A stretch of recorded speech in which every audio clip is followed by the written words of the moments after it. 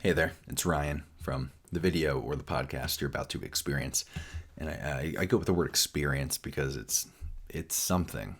This is, in podcast or video form, the longest content that I've put out on this channel.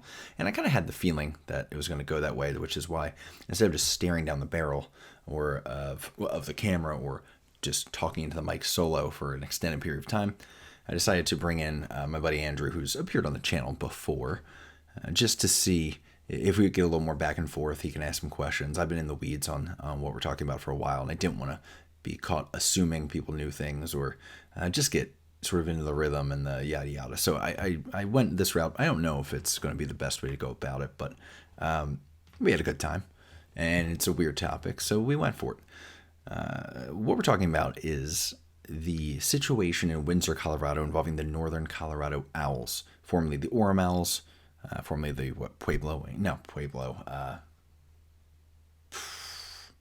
Provo Angels. Got there. Not editing that out. This video is too long. There's a lot of stuff not getting edited out here, right? And why suddenly they're not playing home games anymore. And this is not the purpose of this video, and what you'll see of it being more of a deep dive than maybe you're looking for, is because I want to illustrate the fact that this didn't just come out of nowhere. This is a longer term thing, because I think it's important that we ask certain questions here. We ask certain questions of, Windsor, the town, who in many ways is a victim here, but in other ways is responsible for what has happened. We ask questions of the Pioneer League. I think that's deserved, because they cannot act blindsided by what's going on here. And then, of course, of Jeff Katovski, who is the main character in this ordeal, I will say. And now we have what appears to be, at the time, right now, a homeless baseball team of the Northern Colorado Owlz. So it's time to talk about how we arrive here. This is very long, very in the weeds. I'm telling you that now. If you've seen the length of this, I'm sure you already understand that. If you are looking for more of a quick view, we're probably going to, I think we have about 20, 25 minutes on this topic, just sort of the higher level, and then more in the weeds on what's at the end on the Indie Ball Report podcast, which will be coming out on Saturday, probably same day as this video. So keep that Indie Ball Report podcast, which I co-host with Nick. Look for that on any podcast platform if you want to go that way. I'll probably do a follow-up video just for hitting on the key points, or maybe the most interesting points, just for people who don't have like 2.5 hours to sit down and be in the weeds on something like this, because a lot of it is legal crap and a lot of it is background and how did we get here, going back to like 2015. But yeah, this is a topic I've almost made several videos of. I've tried to make videos of. I've had different issues posting stuff when it comes to it. And I'm kind of glad I waited, because I knew this was coming down the pipe. And here we are. And I'm finally ready to get this out of my system in a way, because I am way too in the weeds on the Colorado baseball scene right now. And I'm sure certain people will be very opinionated about this one. But hey, you'll notice that I did not do a lot of my own research on this one. I'll get my own sourcing, but there's so much written about this topic already. I more wanted to aggregate it into one spot here and give everybody the rundown without who have not had the benefit of sitting around and reading, I think, roughly 300 articles over time about this topic, so that people can kind of understand what's going on. I will have, if you're watching along, I will have numbers pop up throughout the video that go up to like 106, and those numbers will reference, I believe, in the description, or maybe I'll put a link to another sheet which will show you the references, so you know what articles and reports things have come from, so they can get credit, and also you can tell that I'm not just making it up. Additionally, if you were just listening, and then it will probably be in the description, or again, maybe it would just be a link to where you can find those articles. So yeah, there you go. And I will get out of the way. This is so long. This is a long one. We're going to go back to some more light content here, because I'm going crazy. And I've not been doing as much content. This is a weird way to get back at it, but here I am. And I'm sorry, question mark. Oh my god, dude, the tongue would... All right, anyway. Go crazy. Yo, F and I tongue go crazy. Dude, catch me bouncing on it stupid style. I have a story for you today. All right. And it's a longer one than I wanted to tell you. Is this a true story? Or is this It's a true story. Okay. It's too, at times, weird to not be true. Is this somehow the truest of true crimes? It's getting there. Okay, cool. I'll say. And I will also go with, this is like the 5th attempt I've had at making this video at different times, and something keeps coming up, either an issue with the video, a copyright issue, just immediately was out of date by the time I edited it. So this is why I'm doing this, because it became a news story again, and I'm like, wait a minute, I have most of this story kind of ready to go. I should probably just do it. How did we get here type of thing. Instead of subjecting people to me staring down the barrel of the camera for how long it's going to be, I'd rather them get us on a date.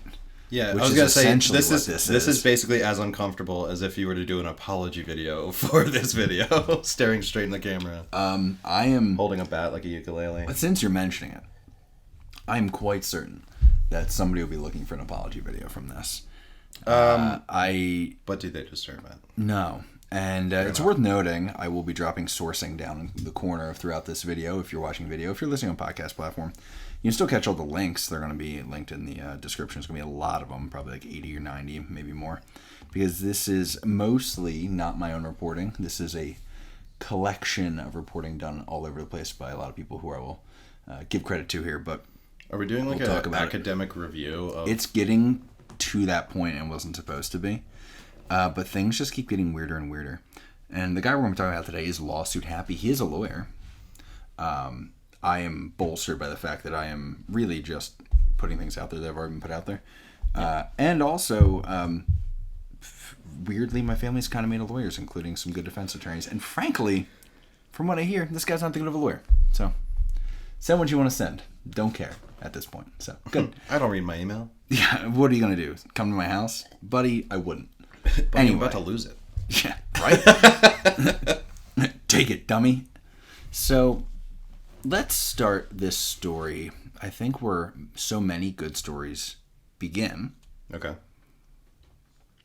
Which is Caucasian Heritage Night.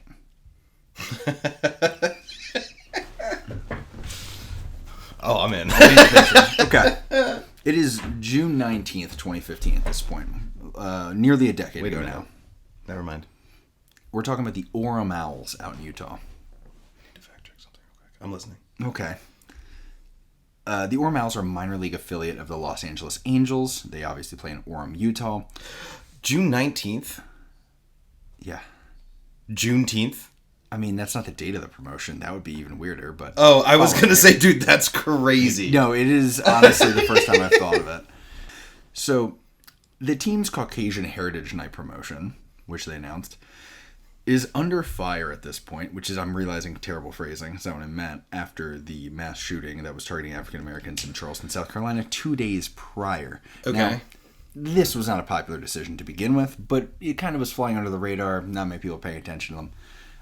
Joey Zanaboni, which is a great name. He goes on to be like a talented, well-respected figure in like minor league broadcasting. So the type of guy that's on my radar because I'm unhinged. He at this time has left being the position was the Owlz media director. Okay. So he's after he had only done the job for 2 weeks. Okay. He reached out to media and he basically gave his side of things here, which was he joined the staff after the promotion was already on the calendar. He made his concerns known both verbally and in writing about this what I can only say is an ill-fated promotion. I think that's fair. However, some people or some person in this organization, despite multiple comments and concerns from the media director, were determined to make this thing happen. So it continued on. It blew up and made national headlines. Zanaboni said, I'm not that invested in this organization. I don't need to be dealing with this right now. I'm out. He would not be the last person to do that. But it is worth noting, nobody stepped up and really said, I'm the one who pushed this thing. Nobody owned it and took accountability. When was their first one? Like first ever Caucasian? This was the first one. That was it? This was number one. The first go of it. And I'm like, hey, we've done it for years. No. Now, they said that they were leaning on doing things like Wonder Bread burgers with mayo or whatever, like very white people stereotype things. But like, you know. Why? There's so many promotion ideas out there, I can't justify it. So. Bring your own stepdad? Like, what the fuck, dude? Exactly 3 years later, the Owlz would be in the news again. But before we get to that, I have to make an introduction to Jeff Katovski. Okay. He's a Southern California lawyer, hot start, and a real estate developer, doubled down on the hot start. Mm-hmm. Katovski, he served as the majority owner of the Owlz of Caucasian Heritage Night fame since 2004. He was there when that all went down. One of the first moves this dude made was the rebrand and then the move from the Utah Valley State College, or to the Utah Valley State College. They were playing at, I think, BYU at the time as the there's something. The Provo Angels. Then they became the Owlz, and they went to Utah Valley State College. We'll get to that college in a second. So he doesn't only have his hands on a baseball team, though. In January of 2016, he purchased the St. Clair Inn in St. Clair, Michigan. And I'm going to get to a point there. There's going to be a good bit of St. Clair talk, but it's to establish a precedent here. Okay. The historic inn fell into disrepair in recent years. It's been abandoned for 2. He ended up, he ends up getting it. The local board chairman, Jeff Boehm, he says, yeah, there's a lot of money that's going to be needed. And Katovski's like, yeah, I know, it's going to be fine. He basically said to Katovski he's not going to be able to just hop in there and fix the inn for cheap. Katovski, he says he's not going to discuss finances for the project with the media, but he acknowledged not yet knowing the full scope of the renovations, which is, concerning. He declined to set a timeline for the project, much like he'd say about his similar project in the state, working on Sugarloaf Ski Lodge. Katovski said he visited the site and fell in love with it. It seems to be sort of a refrain for him. What does that mean? He says it a couple times. He says it about St. Clair. He says it about Sugarloaf. He says something similar to it about some other places he works with as we go through here. So it just seems to be kind of his refrain on that. Or maybe it's just the way he operates. He falls in love with things and he buys them. Thing? Like, is he going to try and... TBD. Okay, I was going to say, you're going to try and burn down the ski lodge? Which would be... the ski lodge will not survive this. Okay. The St. Clair Inn, already on the National Register of Historic Places, right? Okay. The city, they've already worked to establish 2 historic districts in the town, one which would house the inn. That helps to widen the funding for any future developments, but officials haven't really approved either, but it seems like it will be. Doesn't matter. Katovski, he says this historic designation is going to be helpful because there's grants and there's tax credits that come with it, so that adds to the benefit of the purchase. He called himself a student of history, which I don't know if he is or isn't, but I will say I think we're all sort of students of history. Well, I would definitely say if you're calling yourself a student of history, you might have missed a pretty significant portion of history where it might be in bad taste to make a Caucasian heritage night. One might say, especially when recent history says maybe 2015 leading up to 2016 might have been a fraught time to throw that one out there. Well, lucky for him, the court of public opinion is pass-fail, so I think he'll do poorly. So, as students of history, I think the first real history note we have here is the plan of using potential grants and sort of districted areas and designations and the tax credits that come with it, because that might become relevant again in the future. Okay. The next month, Katovski's back in town discussing the project. He's actually got some damn details this time, which is exciting. He discusses a mortgage issue between him and the inn's former owner. Hot start. It's more the owner. To be fair, that owner went federal prison for tax issues. He also talked about how improvements to the inn could help improve the entire local area. As for the timeline, Katovski wants to reopen the inn in 2017 if everything goes perfectly, but he won't open it before it's ready. As students of history, let's remember that he said that. So he is saying by the next year he can have this bad boy open, which is ambitious from what I'm reading. This is at the same time as the other projects? He is just currently owning the Owlz, and he has Sugarloaf, and then he's got... And Sugarloaf, I think he's already got his hands on, and then at this point... So he's got a couple of real estate things going on. I think he's still doing legal stuff. He's still owning the team, so he's kind of doing a little bit of everything. Is he a jack of all trades and a master of none? Again, TBD. In late April, because he spoke on delays already to the start of work on the property, mainly characterized as paperwork and discussion with federal agencies. He reiterated that he wouldn't open the inn until it is ready. By August of this year, now we are halfway at least to the 2017 goal, Katovski told the Detroit Free Press that the project wasn't moving as fast as he would like. He also spoke to working to procure loans and grants potentially up to $40 million. This just sounds like he is trying to push it off as much as possible so he doesn't have to sink his own money into it, and then he's just trying to get funding for it. I don't know what's going on. It just tough doesn't to make tell. Yeah, it doesn't make sense. Well, luckily But we're just at the beginning of this dumpster fire. Oh, great. let's refocus here. I want to reintroduce something to you. Well, I guess introduce at this point. Reintroduce to myself and potentially those watching, depending on how acquainted with small town Colorado they are. Windsor, Colorado. Mm-hmm. Background: town's just over 30,000 people. Grew up from a halfway house catering travelers on the road between the towns of Greeley and Fort Collins back in the late 1800s. Source of the famous knot for your time. Pardon? The Windsor knot? Oh, really? No, I don't know. Yeah, I was like, no, it had to be the Windsor, like, royalty. I was going to say, yeah, what are you talking about? I was ready to roll with you on that one. I'm bringing facts to the table, so if you want to contribute one, I'll, like, ride with it. But, like, I immediately was like, I think I went to a little bit too much private school for that sort of talk.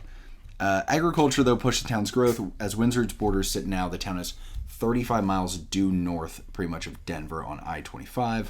It's about 10-ish miles east of where, like, the Rocky Mountains started in earnest. If you're looking east, like Jackson Brown, like, the views seem surprisingly flat. Like, it's funny if you go to Street View there, where it's, like, kind of mountains in the distance, and you turn right, and it's, like, it's like that John Denver was full of shit, man. Like, that was exactly what it is. And that's, I guess, that's where you get all the farming going on. In late May of 2017, plans for a massive sports complex in Windsor were announced, and we're not just talking about a few fields, dude. Dude, it is huge. It includes 65 turf fields. For what? It's going to be mostly youth sports, because that's where, like, it's seen as a moneymaker, youth tournaments and things like that. What's the population of Windsor at that time? Like 30,000, but they want to bring people in. Okay. That's the concept. Plans include high school and college fields, youth fields, tournament baseball and softball fields, t-ball fields, multi-use fields, a 10,000 capacity feature stadium, and athlete dorms. Other long-term goals include retail shops, restaurants, and hotels. Rocky Mountain Sports Park claims the facility will be the world's largest sports park. There is a whole deep dive into that another outlet did. I respect them for doing it. It's arguable. Maybe. Maybe it is, maybe it isn't. It's like not by any one individual metric the largest, but you could kind of squint and tilt your head and say it's the biggest. One might be tempted to ask whether all this is necessary, especially considering its $225 million price tag. But it's apparently supposed to be privately funded. It's aiming to boost baseball and softball in Colorado. So most people are like, yeah, okay, fine. That's whatever. There's former Colorado Rocky Ryan Spilborgs. He's involved with the ownership group. Vibes are good with that guy. So people are like, yeah, okay. I'll give you the rundown real quick. I'll kind of skip through it because we don't need to get in the whole business plan here. But getting the highlights. The first phase of the project includes a stadium district with an estimated fall 2018 completion. Again, it's like mid-2014 at this point, or 2017 at this point. Windsor's Director of Economic Development said the first phase of the project will bring 50 full-time jobs to Windsor. Many more jobs will be created after it's finished. The second phase includes all other fields being built, which, when you're building 60-something fields, it does feel like maybe you could have more than two phases, being a stadium and then everything else being the phases. Yeah, that just doesn't feel... It feels like... That just doesn't feel realistic. Right. And I'm also kind of curious about the 50 full-time jobs. That doesn't feel... I guess a lot of field maintenance. That's what I thought was like just the care of the fields. Yeah. But even then, like...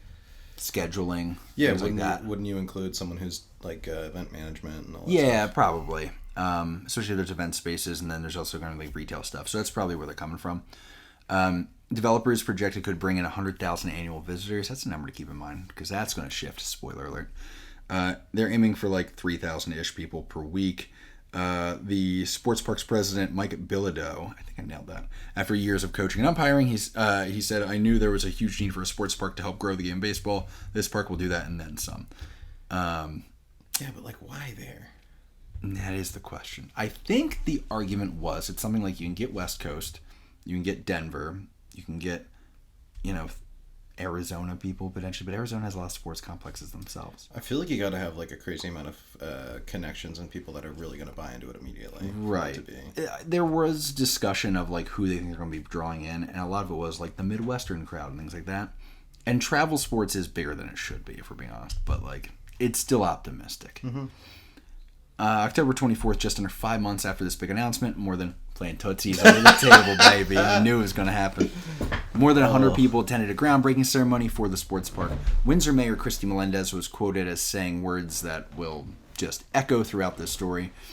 There comes but once in a lifetime. You said there comes but once in a lifetime. Christy, calm down. Calm down. There comes but once in a lifetime. Yeah, what are we doing? Those rare opportunities to be a part of something that changes the course and destiny of a community and a region forever.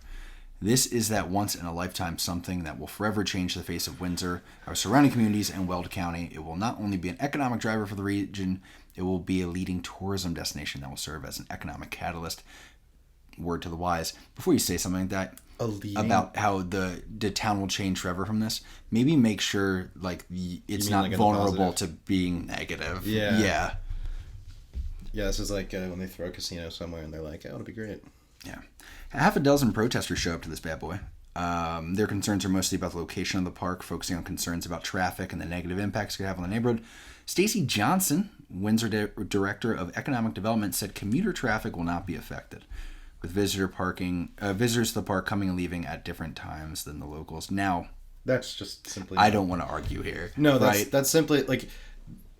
But that seems unlikely. Yeah. Because... I mean, dude, it could even be, like, at... I don't know. It could even be at, like, crazy hours, and it's still going to be in some way disruptive. Yeah. It's because with that many people coming in and out, I mean... say, like, 3,000 people in and out. I mean, that's like a high school being just dropped into town, you know? So it's... not super ideal. Yeah, that's going to have an effect on traffic, I would say. Let me see here. I'm trying to find exactly the spot where this thing's dropping in. I don't know if we're going to be able to find it. But suffice to say, it's on like a main road. It's like several thousand people every day moving in and out around a sports complex that is like less than half a mile away from a large neighborhood. Yeah.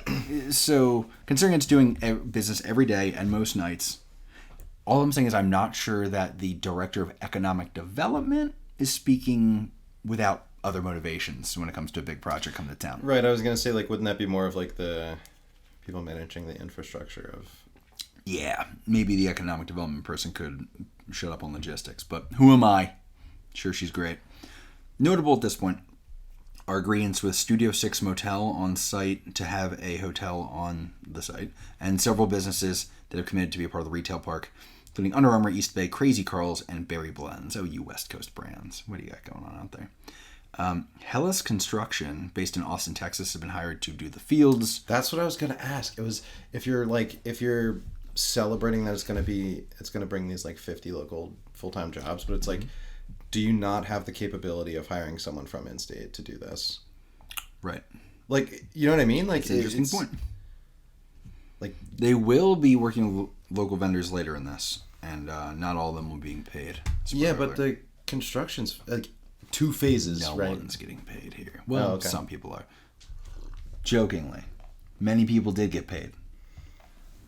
Some allegedly have not. Leave it to the Caucasians looking for free labor. Yeah, man. Caucasian Heritage Night coming back to get you. On the topic of economic development, by the way, Jeff Katovski, our friend, is back. He quoted in November as saying the St. Clair Inn now has a deal to be a tribute by Marriott Hotel and could employ 250 workers. Now you might be thinking, isn't it November of 2017 and he wanted the inn open in the spring of 2017? So you would think it's already open. It is not. Katovski notes that the project will be completed by March of 2019 if all goes according to plan. Adjacent properties are also owned by Katovski and will be used as retail and commercial space. You see an overlap in the planning here, but he is not involved with the other project. There's also an article in the Times-Herald that mentions that the project was granted a 12-year property tax break from the city of St. Clair to help make it happen. Students of history will keep that in mind. That means what? That, like, because it's a historical site? Basically, they're cutting him a tax break to help with the upfront cost, and he's going to, I believe the deal was start to pay it back as it comes, as money comes in. 8 months later, it's June 21st of 2018, an article appears in the Coloradoan, which is something I've really worked on saying appropriately. Yes. Talking to Stephen Chasteen. Chasteen is the construction manager and the owner's representative for this Rocky Mountain Sports Park. You see, the problem is they broke ground, right? And then nothing has happened with this thing. In like a lengthy interview with local journalist Miles Blumhart, who throughout this, Miles Blumhart is like my source for like a decade of reporting. He's fantastic on this whole thing. He discussed the project status and unanswered questions. So the key points are this. I'll summarize. Phase 1, which was like the stadium district, still planned for 2019, but a full tournament schedule will be played into 2020 due to infrastructure delays, specifically involving sewer lines. Understood. Seems important. The cost of the sports park, as previously mentioned, $225 million. However, Chastain puts the price tag of the entire development, including the commercial real estate side or retail side, at $700 million. He explains that the sports complex is a loss leader, and the real revenue will come from the commercial retail space, which you better make a lot if it's going to be $700 million. I was going to say I was not going to guess 700. My guess would have been 500. Yeah, man. That's crazy. That's a number. When asked about investors, Chastain would not identify the investors, always a good sign. But there are 10 of them, and 8 live in Colorado, and half of those specifically living in Northern Colorado. So you can kind of do one of those like math equations like in school. Speaking of investors, one of the co-founders of the project has been under investigation for allegedly defrauding investors. So that's a good start. Stevens says that the financial irregularities were found during the forensic accounting process, and Rocky Mountain Sports Park referred it to the DA's office. Interestingly, Chastain does say he expects 1.2 million visitors to the park annually once they're in full swing. That is a cool 12 times increase from what was originally said. So we'll keep that new vision in mind, I guess, if you're going to pay for the $700 million price tag. Okay. That might be part of it. So that was a mixed bag from Steven there. He seems very optimistic, though. He even moved his family to Windsor from Casper, Wyoming. That's not a huge move, to be fair. Casper's kind of southern Wyoming, and it's southern Wyoming, so... That's probably only one of his families. Guys. Yeah, so... Oof, you're an idiot. While the story is being published, something else was happening 2.5 hours down I-25 in Pueblo. The Orem Owlz, owned by Jeff Katovski. Yeah. They announced their likely relocation to Pueblo after the 2019 season. While they still await approval from minor league baseball, owner Jeff Katovski made a prepared statement. So, they haven't gotten approval yet. We're still going to talk about it. He is a self-described sports junkie, by the way, worth noting. He said his decision to move the team came after, quote, more than a decade of unsuccessfully trying to locate and create a youth baseball facility in Utah County. He continued, it's always been my dream to have a youth facility that could host tournaments and help develop young players from all over the country, including disadvantaged and special needs athletes. Friends, can we see the train collision beginning? According to Katovski, Pueblo, quote, has embraced the concept and provided us with the opportunity to not only accomplish this legacy, but also to have a new stadium built for the Owls. Utah County has been my family's second home for almost 15 years. This was one of the hardest decisions I've ever had to make, but this is an opportunity to involve and teach our kids and hopefully leave a mark. We have loved our time in the Provo, Orem, and surrounding communities. Pueblo plans to build an $8 million complex and a downtown stadium. A later article from UVU Review stated that the stadium will cost $25 million. Up in the air, I don't know about that. That article did note that the Owls have a lease, though, with UVU, which is Utah Valley University, through 2022, and they're scheduled to pay the university $166,600 to lease the stadium between 2019 and 2022, and to this point, there has been no sign of how they plan to get out of that contract. So they've already said, we're going to their town, and they have no indication of how they're getting out of their current deal. So that's good. And what was the timeline they placed on getting out of the deal? Anyone or no? They said... so they have the deal till 2022. They said they're going to move after the 2019 season. Okay. So, bold. Uh-huh. Now, the city of Orem told minorleaguebaseball.com that the relocation date is, quote, yet to be determined, and the city has mixed emotions about the team's departure. Some UVU employees have said the university has not been fairly compensated for use of the stadium. UVU and the Owls share cost of repairs and maintenance 50-50, but like that becomes an issue when there's something like scoreboard repairs which had to be done, and that's like way more than $3,000 because like the total cost of that 50-50 split could not exceed $3,000. So that's not practical. So there's going to be weirdness there. Officially, the city, the university, and Katovski are making all the diplomatic public statements, whatever. Meanwhile, though, the Owls' major sponsors have pulled out of the deals with this team because why? You're like an Orem business. They're piecing out of Orem. You're not going to fund them. So they're losing money. Okay. And they've burned it. And multiple people, one of the articles even said that that most town leaders in Orem seem indifferent to them leaving, which is not a strong indication. Is that like, yeah, whenever I hear indifferent, I always wonder if it's sort of a, I'm not allowed and can't say anything, and therefore I'm not going to, or is it like I really don't give a fuck about this? I don't know. I would say it depends on how profitable the business is and how much of a pain they are to deal with. So perhaps we'll learn more as we go here. Less than 1 month later, Pueblo County officials say that Jeff Katovski has walked away from plans to move to Pueblo. Okay. It seems that the land where hotels would be located isn't a sure thing. The sale of surplus land would have to go through a bidding process. There were disagreements between the city and county already about tax revenue and debt. There's some logistical things there. Jerry Pacheco, the director of Pueblo Urban Renewal Authority, said, "It is with disappointment that I have to report that I have received word that the owner of the Owlz, Jeff Katovski, has declined to move forward with his plan to develop 3 hotels and will not move his team to Pueblo into a new to-be-built stadium. Katovski now needs to figure out," this is not the quote, this is just to clarify what is the situation, "what to do with a team that he publicly tried to break away from its town. The town said, 'All right, bye,' and then pulled out from the new deal." Things are going great. Things aren't looking much better in Windsor, though, because according to a proposal released on Thursday, plans for the sport complex, once called the Disney World of Youth Sports, that has been, I've seen it, they have been scrapped. The new proposal joins the town of Windsor with Colorado National Sports Park, which was formerly the Rocky Mountain Sports Park, so it just changed its name, to bring national youth sports events to its existing Diamond Valley Sports Park.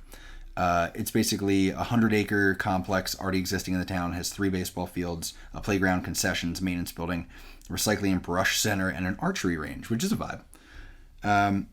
Windsor Mayor Christy Melendez is back. She said, "We had a plan of action out there at the original site, but the time frame and escalating cost of the project made it not manageable."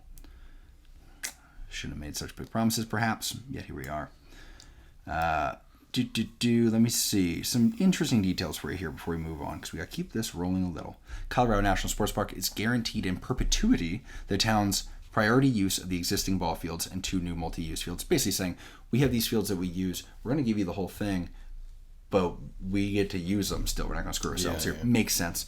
In addition to the multi-purpose and ball fields, Colorado National Sports Park would have the right to bring other uses to the property, including lodging, adventure, recreation, and retail. The town was scheduled to invest $4 million to expand these fields in the next 2 years. It also costs $83,000 annually for the town to operate and maintain them, so it's kind of a smart move to sort of bring people in on this. I get where they're coming from. If the builder fails to meet certain benchmarks over time, the land will be forfeited back to the town. Okay. So kind of low risk. 6 months later, it's now March of 2019. For those who are keeping track at home, the town of Windsor decides to give more land to the sports complex developers in hopes of boosting commercial development and tax revenue. My feel would be that they said, well, we were going to make a bunch of money because of the retail side, and now we don't have any way to do retail, so they gave them 50 extra acres of land. Must be nice. Windsor town manager Shane Hale said, "Some of the town board and other town officials were skeptical at first, but they've gotten more comfortable with the deal." Great. Stephen Chastain is back. You probably remember him for saying how confident he was in the initial plan 3 months before it fell apart. Yeah, it's my favorite guy. My guy. He wants people to know that CNSP will be a development that Windsor and Northern Colorado will be proud of. I promise you that. "If we don't have that multi-purpose field constructed, to me that is the only real risk trigger," Hale continued. "If that happens, then we have 50 acres unsecured to them, and we don't have any benefit from them. The break-even for us, as I see it, is once the first multi-use field is constructed. Once the second is built, we will be ahead of things." Andrew? Yeah, but like that, okay. Always a good sign when right at the beginning of something new, you're publicly discussing worst-case scenarios. Yeah, I was going to say, like, he's like, it'll all be okay as long as this happens. Which is, that's not good. Which is something they did not manage, I don't think, to even accomplish in the last spot, by the way. You keep that conversation in the mirror in the morning. Like, that's, you know what I mean? Just leaning over the sink. Just like, just contemplating. It'll all be okay. She won't take the kids. This very same month, which was March of 2019, Jeff Katovski adds to his growing property portfolio in Michigan. Along with St. Clair Inn, Sugarloaf, and the Harrington Inn, he now owns the former site of Mighty Marysville Power Plant on the St. Clair River. Katovski is planning to make the space a mixed-use residential and restaurant retail space with several reputable restaurants reportedly expressing interest in the site. At this point, Katovski is also busy turning the old St. Clair Middle School into worker housing for all of his local projects. And you have to wonder, is there going to be like company script? Is this what we're doing? Are we going to the Katovski store and doing it that way? Yeah, well, wait, is it a defunct power plant or is it just there? So they're talking about using the school for all these. So he has all these projects locally, and he's talking about using the school to house workers for those projects. For all those things, okay. And the local community's not big on it. I'm not getting into that, but like, it's a whole thing. I will also just point out, never a bad time to learn about Blair Mountain if we're talking about company stores and things like that. Really should learn more about West Virginia history, but it's a different topic entirely. Fighting the federal government is always a fascinating concept, but that's not for today's video. All right, up to this point, you've been super patient with me. I've been tying all these stories into very varying strands. So I'm going to fast forward to June of 2019 here, because Jeff Katovski is taking over development of what is currently the Colorado National Sports Complex. It's coming together here. The project is still going to be located on that 100-acre plot, currently occupied by Diamond Valley Sports Complex, and will mostly cater to traveling youth sports teams. So some things will remain the same. He has his goal of the youth sports and tournament thing, which he talked about with Pueblo. What was the one with the goal of having it be like special needs and the Challenger Fields? No, that's what it's called. Challenger League. What? The Challenge League? The Challenger League. That's what Challenger League. Yes. Okay. Yeah. Wow. Breeze over it. Steve Chastain, facing health issues. Prayers for Steve Chastain. Said, I initially felt uneasy about the whole process, knowing how hard I worked on it for the community. However, it was never in my plans to be the principal day-to-day guy. And now the project and community has that guy, and he will do them and me proud. Not quite a glowing endorsement, by the way, but let's hear from that guy. Right, that's sort of like I can't do this in the moment anymore. Here's the person taking over, and here's what they say about themselves. Right. Like, and he's going to say some things about himself here. Yeah. So, Katovski first visited Windsor a year ago, says the complex is going to have many of the same amenities initially planned for the complex. So, multi-use fields, baseball and softball fields, an indoor facility, multi-use stadium, possibly 2 to 3 hotels, retail shops, mostly including restaurants. The complex is going to work under the same agreement as before, including the 50 acres that were given to them. Hensel Phelps, Colorado-based, will be building the entire complex and be an investing partner. Okay. Many of the original investors, including that former Rocky Ryan Spielbergs, he's staying in it. He's actually reached out to Katovski when the deal with Orem and fell through, and I think the deal with Pueblo fell through. It was probably around that. He remains with the project, obviously, because he's the one who brought Katovski in. Beyond calling the complex a legacy project and a sports mecca, Katovski wouldn't go into detail about what the complex would include. He also made no commitments about bringing the Owlz to Windsor. The team's lease is due up at the end of 2022, and as we've already outlined, weird relationship with Orem currently. Yeah. However, Katovski... I guess I'm just curious, what are the Owls doing at this, like, in this time? Just like, playing ball in life. Yeah. Okay. With no sponsors, or what's they're losing sponsors, so I'm sure they're not super profitable. However, profitable teams don't try to leave town anyway, so it probably wasn't going great to be honest. So Katovski, though, being a trial lawyer in California by trade, he would not leave the media without some quotes. Great. Here are some quotes from Katovski on this one. Quotable day. He gets less quotable as things go on. Or more. There's an ebb and a flow, frankly. Guess it depends on your standards of quotes. Quote, not everyone likes growth, so some won't like this. What I can say is I only build things first class, and I have a good track record of doing work in small towns that helps the economy and brings jobs. All I can say to those people who don't approve of it is that I hope when we build it, you will come to enjoy it. That's such like you think this is a dog shit idea, but trust me, it's not a dog shit idea.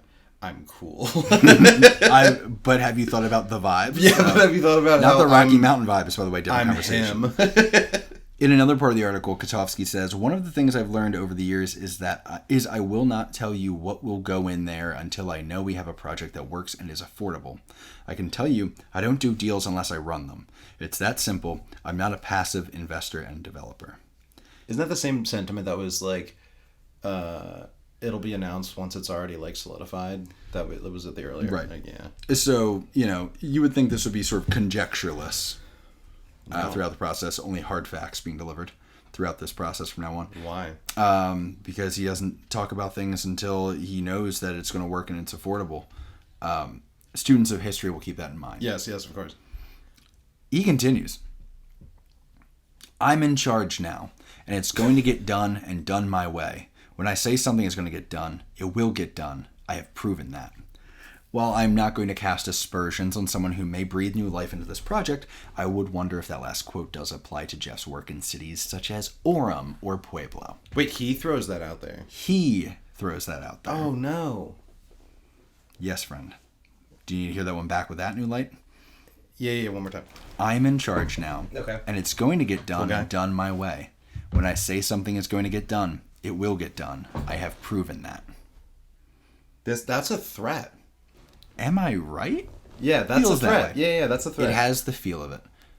It was not a threat, but it has the feel of a threat. Sorry, yeah. Additionally, Katovski said the proposed ballpark is similar to the Owlz current stadium, so we can get kind of an idea. That stadium has permanent seating for 3,000, with space for another 3,000 on berms and concourses.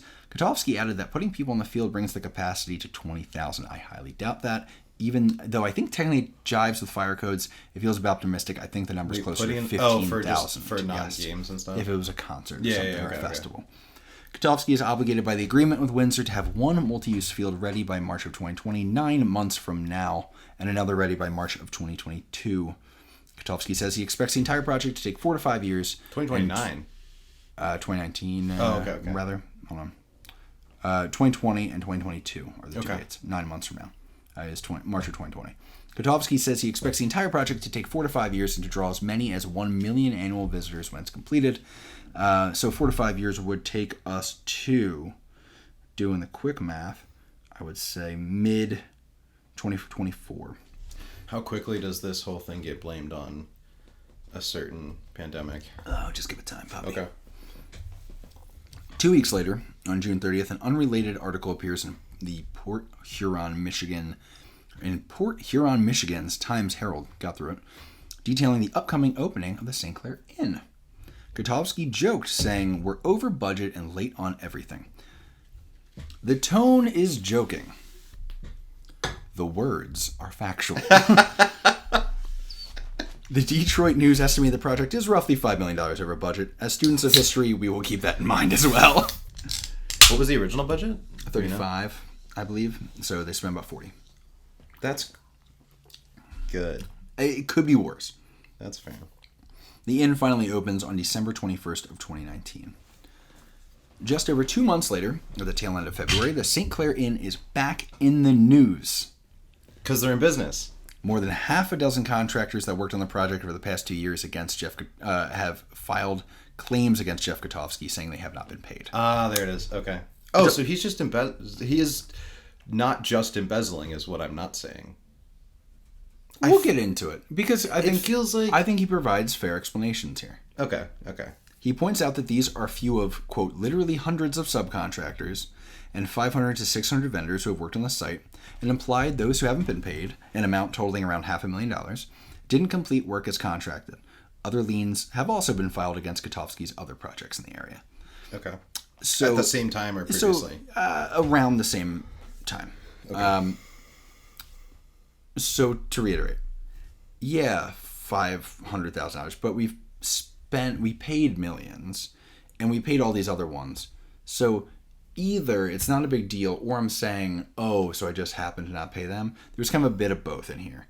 I don't try to read between the lines what he's saying very often because I like to take him at word because he likes to sue people. However, that seems to be the energy here. It seems to be. See, we're fine. An attorney representing Hackstock Construction, Hackstock's a funny construction company name, we'll deal with that later, says promises to pay outstanding debts have gone unfulfilled. Promises to pay outstanding debts have gone unfulfilled. As students of history, we'll remember that. Yeah. Regardless, the project's complete. The financials will be worked out now that the inn is open and it's making money. The first field at the sports complex is due to be completed soon. It is March 1st of 2020, and as long as nothing drastic happens in the next couple of months, we should be in business. Right?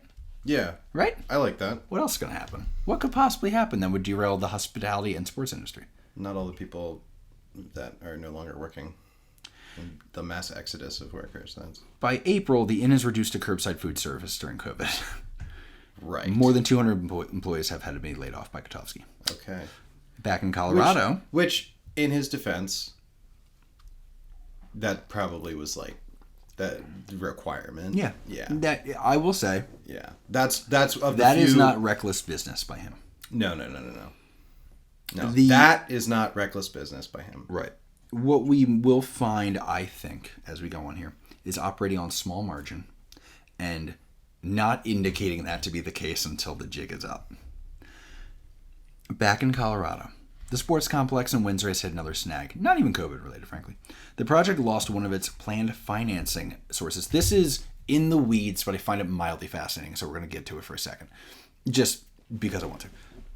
One of the main sources of financing, about 13% of the financing for the project. Wow. It was planned to, they were going to submit an application for $20 million of CPACE, which is commercial property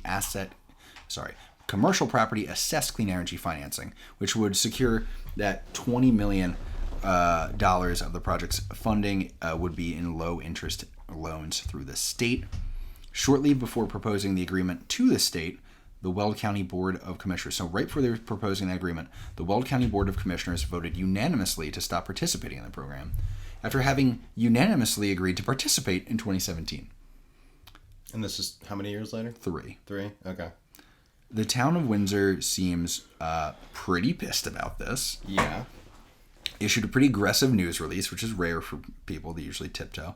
By all appearances, the Weld County Commissioners had to know that recusal from the CPACE program would damage the project's success. So they're kind of insinuating the commissioners don't want this to be successful for one reason or another. The people of Windsor. The town of Windsor versus the county, I guess, commissioner. Yeah, okay. Weld County.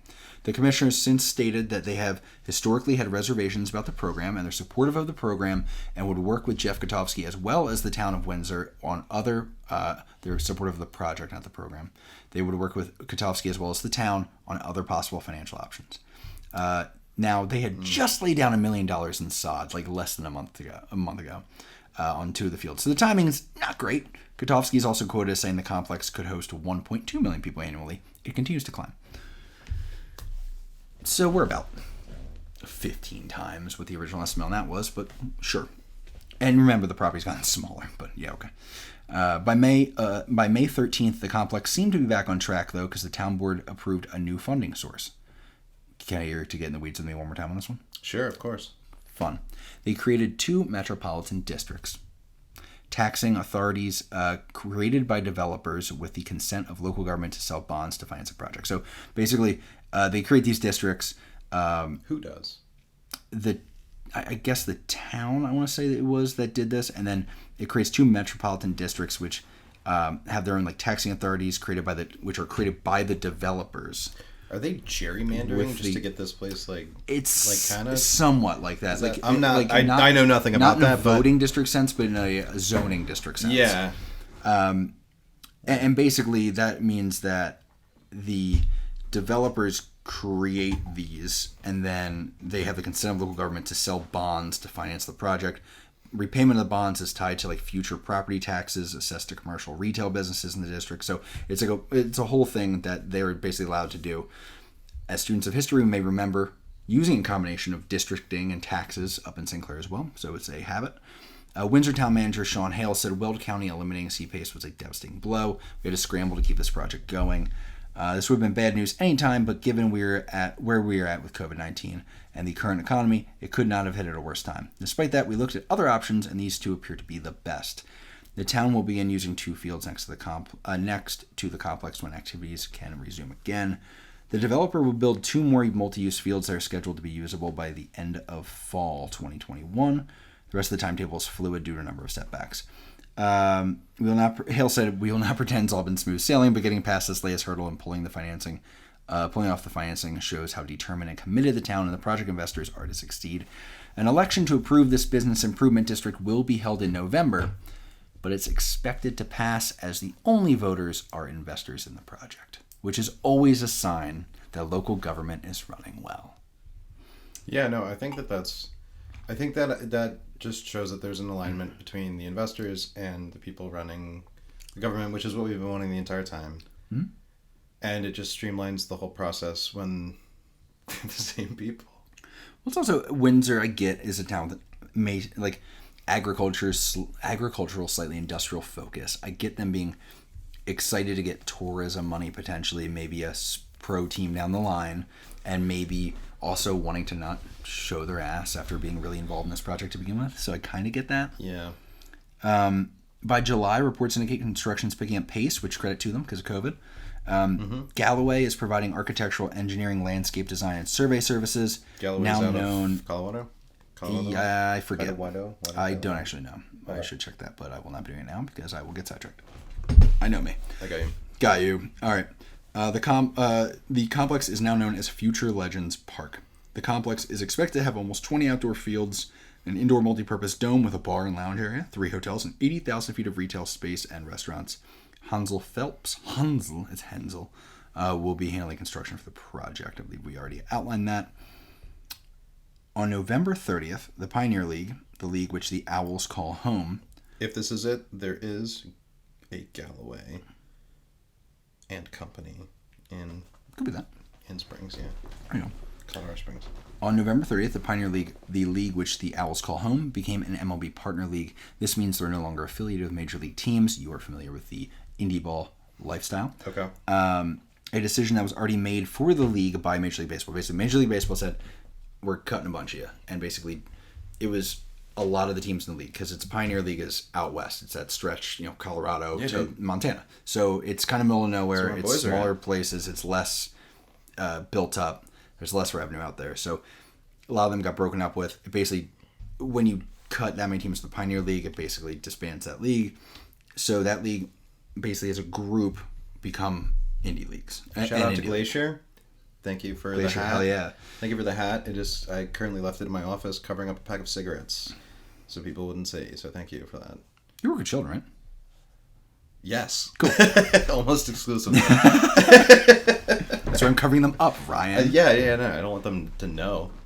This sequence of events and the implications of the change could and should be a combined and entirely separate video. I want to keep it focused. I'm doing it. I'm not going to talk about it. You're doing great, man. I'm not going to do it. You're doing great. What's relevant to us is that the Owls are officially moving to Windsor. Jeff Katovski said we did everything we could to try to make it happen, and it just didn't. I suspect that once he became the owner of a sports complex in Windsor, he wasn't trying as hard with Orem, but I get it. Wait, so they're I thought they were supposed to move before, and were they supposed to move to Windsor? So they still had their deal with Orem. Okay. Because Pueblo fell through. Oh, Pueblo it was very evident that it makes sense they'd go to Windsor. Because why would you not? When you have a professional baseball team who is paying to use a ballpark, why would you not put them in your own ballpark? Yeah. Right. So it was kind of writing on the wall. They already had weird broken up with and pseudo by force gotten back together with Orem. It's a mess. He says, I think what we were building over in Colorado would have been a magnificent in Utah County, would have worked in Utah County. I just couldn't get the excitement or the approvals that I needed in Utah County to get it done there. Really trying to make them look bad, and boy, would that statement move on to make Utah County look good in the future. Okay. MLB previously assigned players to Pioneer League teams. MLB paid salaries, workers' comp for players, coaches, staff. All those expenses are now taken on by the teams in the Pioneer League. Katovski said some cost savings will help with this, like not having to pay dues as an affiliated team. Rosters are expected to be smaller. That's not correct. Sponsors would help, maybe. MLB agreed to provide initial funding for league's operating expenses because that's part of the deal with after you cut them. But yeah, so he says it's honestly no different than what we were playing. I mean, it is from a business standpoint. It's not from a baseball or experience standpoint. It is very different. He has other quotes talking about how it's different. I get what he's trying to do. He's trying to spin it, but like, I'm not going to dig too deep in it because I think a lot of this is spin and marketing, but it is like concerning because frankly, there's some teams struggling with money right now in that league and wish they had a different attitude coming in. Well, and at that time. Right. Over the past year, we have worked closely with Pioneer League owners and elected officials to ensure the continued success of baseball in the Mountain West, said Morgan Sword, MLB's Executive Vice President of Baseball Economics and Operations. In a statement, we're excited to support this new initiative and look forward to Pioneer League Baseball returning in 2021. Returning in what does that mean? Like as a partner? Or no? Returning just because it's mid-2020 and they haven't been playing. Okay, gotcha. Yeah. Another thing to keep in mind moving forward is the addition of a professional sports team, a professional soccer team to the Windsor Sports Complex. So they go from 0 pro sports teams in Windsor to 2. About a week later, it's reported Jeff Katovski sold Sugarloaf to an unknown buyer. It's unsurprising, but in January of 2021, it became official that NOCO, as the Northern Colorado Owlz, as they're now known, will not play their inaugural season in 2022, until 2022. According to Katovski, 2022 debut is in the best interest of, quote, the health and safety of the players, fans, teams, staff, and community. Now, it's weird. That's That's probably pandemic related still? Is that what you get from that? That's what I get is trying to be said. I don't know. This ballpark is not even being built. So it is evident to anybody with eyeballs there is nowhere to play baseball. There's delays for obvious reasons, non-obvious reasons, which we'll get into. What sticks here is him saying the health and safety of players, fan safety. It is obviously a COVID safety thing. Yeah. That's an easy. I mean, yeah, dude. The amount of marketing that was done simply because of that during that time was crazy. And how much of the stadium is done at this point? I mean, I would say less than 10%. Okay. So it would have been. What I'm saying is, it would have been easy to say. Obviously, we don't have a ballpark built yet. We'd love to play ball this year, but we cannot. I mean, you could have even said, like, the park's not built yet. COVID has thrown a wrench into this entire thing. And everyone's construction is being later now. It feels so weird to go right to COVID. He said, we want to give our fans the best possible experience when they come to an Owlz game for the first time, making sure we prioritize their health and welcoming them to Future Legends Complex with a fully finished stadium, retail, restaurants, and other sports fields. So it hints at it. I was going to say, he really leans into this COVID retail restaurants thing. Oh, yeah, he does. But I'm saying, with this particular message, I was struck by how much he leaned into COVID. And that COVID messaging, as fans of history, as students of history, not fans, we may remember that sentiment as well. Okay. With the whole Future Legends development operating for the 2022 season, we want to welcome supporters to a sports fan paradise. Our priority is the health of our team, supporters, and the community. So that's the same like Mecca vibe. Yes. As before. It's sort of like this is going to be the greatest thing ever. Just trust me. And we thought Disney World of youth sports was an oversell. Yeah. It is noteworthy that. Okay, hold on. The Northern Colorado community deserves its first professional baseball game to be an unforgettable experience surrounded by friends, family, and other fans. As an ownership group, given the restrictions of the pandemic, we didn't see that happening in 2021. So hard knowledge here that he is saying is because of the pandemic. Okay. Additionally, construction is on schedule with a soft opening planned for fall. Okay. I need to just fall of 2021? Talk this through. Or 2020? Yes. Okay. So we're saying... But you just said... that the delay is not construction. He didn't specifically say that, but he said the delay is because of COVID. Yeah, a lot of the difficulties were created as a result of COVID. And whatever not that means. COVID to construction. COVID to fan experience and safety. Yes. And then he immediately says the ballpark will be pretty much ready, soft opening in the fall. Which means if this was on schedule and not the reason for the delay, wouldn't it be the start of the season that it's open? Yeah, no, I think that's... Just making sure I'm not losing my mind here. No, I get that conclusion as well. I think... It just really feels... It feels... And I feel... Mm-hmm. No, I feel it sounds as though there's so much disorganization that there's this... kind of like a moving target, like moving the goalposts each time of like, just like, all right, look at this thing, look at this thing, look at this thing. And as we keep moving it around, instead of like, yo, the real thing, and I'm not saying this, the real thing is that it's been like fucked from the beginning. And like, this is not what which we is thought it was. Crazy that like one could argue that COVID's a convenience for that. Right. Which is... So I will also point to, as students of history, before delays in the St. Clair Inn, and that's why I continue to bring up the St. Clair Inn, because it's important to get a little bit of background. Because that's like the real other construction project he has that's really well detailed in the media. He was saying it will be taking longer than initially expected because we want to have a good experience for the guests. Yes. We want to be fully ready. Yes. It's going to be 100% ready to go. Yes. Yeah. We could open it right now, but we wouldn't want that for our guests, essentially. Yeah, and that's the thing is like,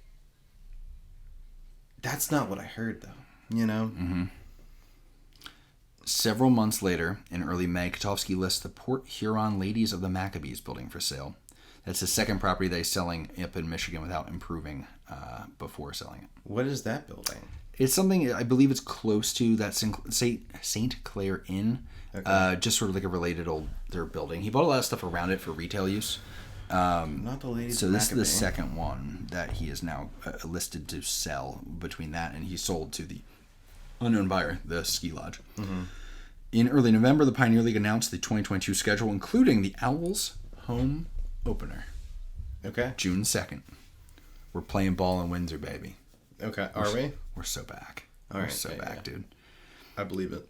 December kicked off with positives in Windsor. We got a dual-branded Hilton Garden Inn and Hampton by Hilton, expected to open at Future Legends in 2023. It's the first collaboration between the two brands in the U.S., totaling more than 250 rooms. It will feature a bar, a 24-hour business center, and a fitness center.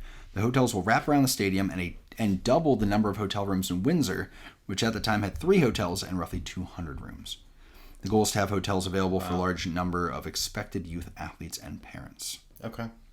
This vibe, however, changed 2 days later when Ken Amundsen reported that Hensel Phelps Construction sued to recover $1.5 million in unpaid invoices from the under-construction sports complex. Is that a separate entity than the first one that was putting the liens in the lawsuits? That one was going on up in Michigan. This is now happening in Windsor. Oh, it's Michigan. Okay. Mm-hmm. Future Legends denied most of the allegations in the Hensel Phelps filing, saying, quote, the plaintiff is seeking recovery of amounts that were not furnished for the purpose of improving the subject real property. They allege that Hensel Phelps' claims are barred by its own breach of contract. There's a complicated thing here. I'm not going to try to get too into it. But that's the same thing. That's a different situation, but same thing that was said before. Mm-hmm. It was like they didn't do the thing they said they were going to do, so we didn't pay them. Yes. And as someone who works like strictly contracted, like not necessarily how that works. Right. It's also like you there's so much. You can pay them. Oh, you should pay them because then you can't be in legal trouble, and then you produce evidence they have not completed the job, and then you sue them. Is how that works. A lawyer might know that. A filed counterclaim argues the contractor is not entitled to additional payments. This is where it gets in the weeds, so I'm not going to go too deep in, but counterclaim basically says that they're not just a contractor on the park, they're also an investor committed to by contract to a certain share of the project cost. The counterclaim contends that the liens that they filed included amounts that were not part of what they're owed, but more parts of what they owe to the project. I think what they're getting at there is because you're an investor, is basically they didn't get the money paid that they thought they would. And what I think they're trying to say, Future Legends, is like that part of the money went into the investment you have made. Yeah, and I think what I would assume if it's an investment should be paid out and paid off over time. Yeah. Now I'm not 100% that is what they're going for. This will be settled out of court in early 2022. So we're not necessarily needing to hinge on everything here, but it's just notable how this is going down. Okay. The counterclaim, though, here's the drama, by the way. Here's the tea on this. There's tea in this, which is why a court filing is always fun. So the counterclaim just aired out a lot. The counterclaim listed multiple alleged violations of agreements between the park and the construction company, including failing to adequately budget for raw water and road impact fees. That's not as exciting. By the manner in which it left the project, by, quote, working with a group of investors to take over the project and take control of the project from the current ownership group, and by spreading, quote, false, misleading, and disparaging information about Future Legends to subcontractors and others involved in the project. Oh, so they went like a full, what's it called, like kind of slandering route? Now, I don't know if it happened, right? But one of these things seems to be true. Either there's something seriously going on because they are owed $1.5 million, or on the other side, they're not owed that, but something is seriously going on because they are working so hard to like overthrow who's running this and chip away at them. Something's going on. Something's underneath the surface. It'll get settled so we don't find out anything more in the court paperwork, right? Quick notes on the baseball side. In February of 2022, Katovski moved forward naming Rosalind Aguilera the president of professional sports for both soccer and baseball at the Future Legends complex, and Corey Snyder as the manager of the Owls. Snyder was the director of PR in Orem and has managed internationally for several years. They're friends, so May 1st, we got a bombshell report up in Michigan. Good. The St. Clair Inn and Hotel Harrington developments are transitioned into a receivership. Do you know what that means? Nope. Okay. So I now know. I've only ever been in... Thank you, Jeff Katovski. Yeah, thank you for showing me what a receiver looks like. So, basically, it's, to simplify, it's you, say you're running something or you own something, it's a project or it's a business, whatever, and you lose it for not paying loans off or whatever the case may be. Okay. Now, if I'm the bank, I'm like, I don't want to run a hotel, dude. Yeah. So usually, and it's usually multiple people you owe. So then it's like, who's going to run it? Like, if that's it. So usually then they bring in a management company and they run it while the court proceedings So play they're sort out. of just like But that also removes the current owner, who obviously is incapable and possibly a danger to the property, Yeah. out of the situation. Huh. This is not the last time a receiver will come up here, Okay. ladies.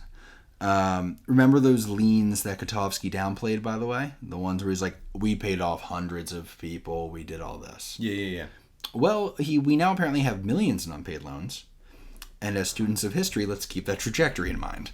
Yeah. When reached for comment, Katovski only said, "Sorry, I am precluded from speaking about ongoing litigation matters." The Grand Rapids-based firm Amicus Management is named the receiver to take custodial control of the properties, so they'll be running in the day-to-day. The article proceeds to discuss 3 Katovski-owned LLCs with numerous liens against them. The St. Clair board chairman, Jeff Boehm, dropped a fun fact in this article that work on the St. Clair Inn is now only about 85% done. We're like 2 years past opening. So, and work is 85% done. And as students of history, we know he said he was opening it when it's finished. 100% yes, but then it was ready. also like it was transitioned to just curbside. But I mean, it's back. Like they're running it. Yeah. Okay, so it's actually. So then what's 85%? I think there's like, they were saying like, I think the 3rd floor wasn't fully done yet or something like that. So basically, while the receivership is in place, the project's going to continue toward completion. Is sort of the vibe here. Is that also under the receivership? Yes. Okay. So they put a management company that they feel can operate. Usually, I think a judge has to select the person or approve it. Elsewhere in the area, progress on the old St. Clair Middle School has stalled. The Mighty Marysville site went to auction when Katovski's purchase wasn't closed. That's not a surprise, all things considered. As mentioned earlier, Lady of the Maccabees is for sale if you would like it. Katovski forfeited. How much? How much for the Lady of the Maccabees? I feel like we're in a different conversation. Katovski forfeited a dock access he had in St. Clair for unpaid taxes. It was only like $900 in unpaid taxes, by the way. So that's either docking and receiving. This guy's got it all. Gotta stay warm up there, Mitchell. All right, continuing business. After 5 straight losses on the road, the Northern Colorado Owlz started June by winning their first ever game in their home opener. Okay. However, they started on the road. They started the season with 6 games. I think 1 was rained out. Okay. However, that home opener was not the sports complex. Where was it then? They began the season at Jackson Field on the University of Northern Colorado campus, roughly 25 minutes away, because Ticket Smarter Stadium at Future Legends Complex is not ready. There's still no announced date for when the stadium will be open. They're indicating sometime during the year, perhaps. Hailstorm FC, the pro soccer team that's sharing Future Legends, had to play 9 road games to start their season before landing at the University of Northern Colorado campus. Not great. So they didn't even start the season with a set stadium. No. Before June's over, Corey Snyder is no longer the manager of the team. Okay. He's replaced by a local college coach at, I believe, Colorado School of Mines, which is one of my favorite schools out there. Look up their football team pictures if you get a chance. They're amazing. School of Mines. It's awesome. They're one of the dominant D2, I think, programs in football, which is really funny. Interesting. Not much has been said about what happened with that manager situation, but it is a tough Wait, was look. he a baseball manager? Yeah, he was managing the Owls. Yeah. Oh, well, no, I meant of the Mines. Was he their baseball? Yeah, of the Colorado School of Mines. Yes. Okay. Yeah. I thought you were saying he was the football manager. The Mines. No. I thought you meant he was the football coach, manager. The high school gym teacher. Yeah, I was like, dude, put him in charge of whatever team you have a coach for. Yeah, whatever. Gymnastics. It is a tough look, though, for a guy that I think Katovski called his close friend when he was hired 3 months before. Okay, that's good. Fast forwarding, it's now mid to late July, Katovski is talking to Chris Abshire of the Fort Collins Coloradoan about the sports complex hitting the home stretch. There's a lot of good tidbits in here. The site already has plenty of structures going vertical and multiple fields finished. Casey Katovski, Jeff's son, who manages the site, which is always good. Yeah, we like that. Yeah, that's good. We understand that people are so curious about this place because they want to see it happen. We take that as positive feedback. Everybody's been waiting for this. I think that was in response to talk about how people keep asking if they've broke ground yet, and they're like ahead of that. I will say, in this person's, Casey, I'm assuming. Yes. How old's Casey? That's a great question. I was going to say kid, but there's a good chance that he's older than me. I believe so. But I like that answer. That's a good like media answer. Is like, yeah, we're getting a lot of inquiries and we take that as like a genuine curiosity. It's not like saying, it's not like he said like we're getting a lot of questions and we just wish people would trust us. It's like, no, like we take that as genuine curiosity. Like that's pretty solid. Yeah. I have a hard time getting a feel for his age. Let me see.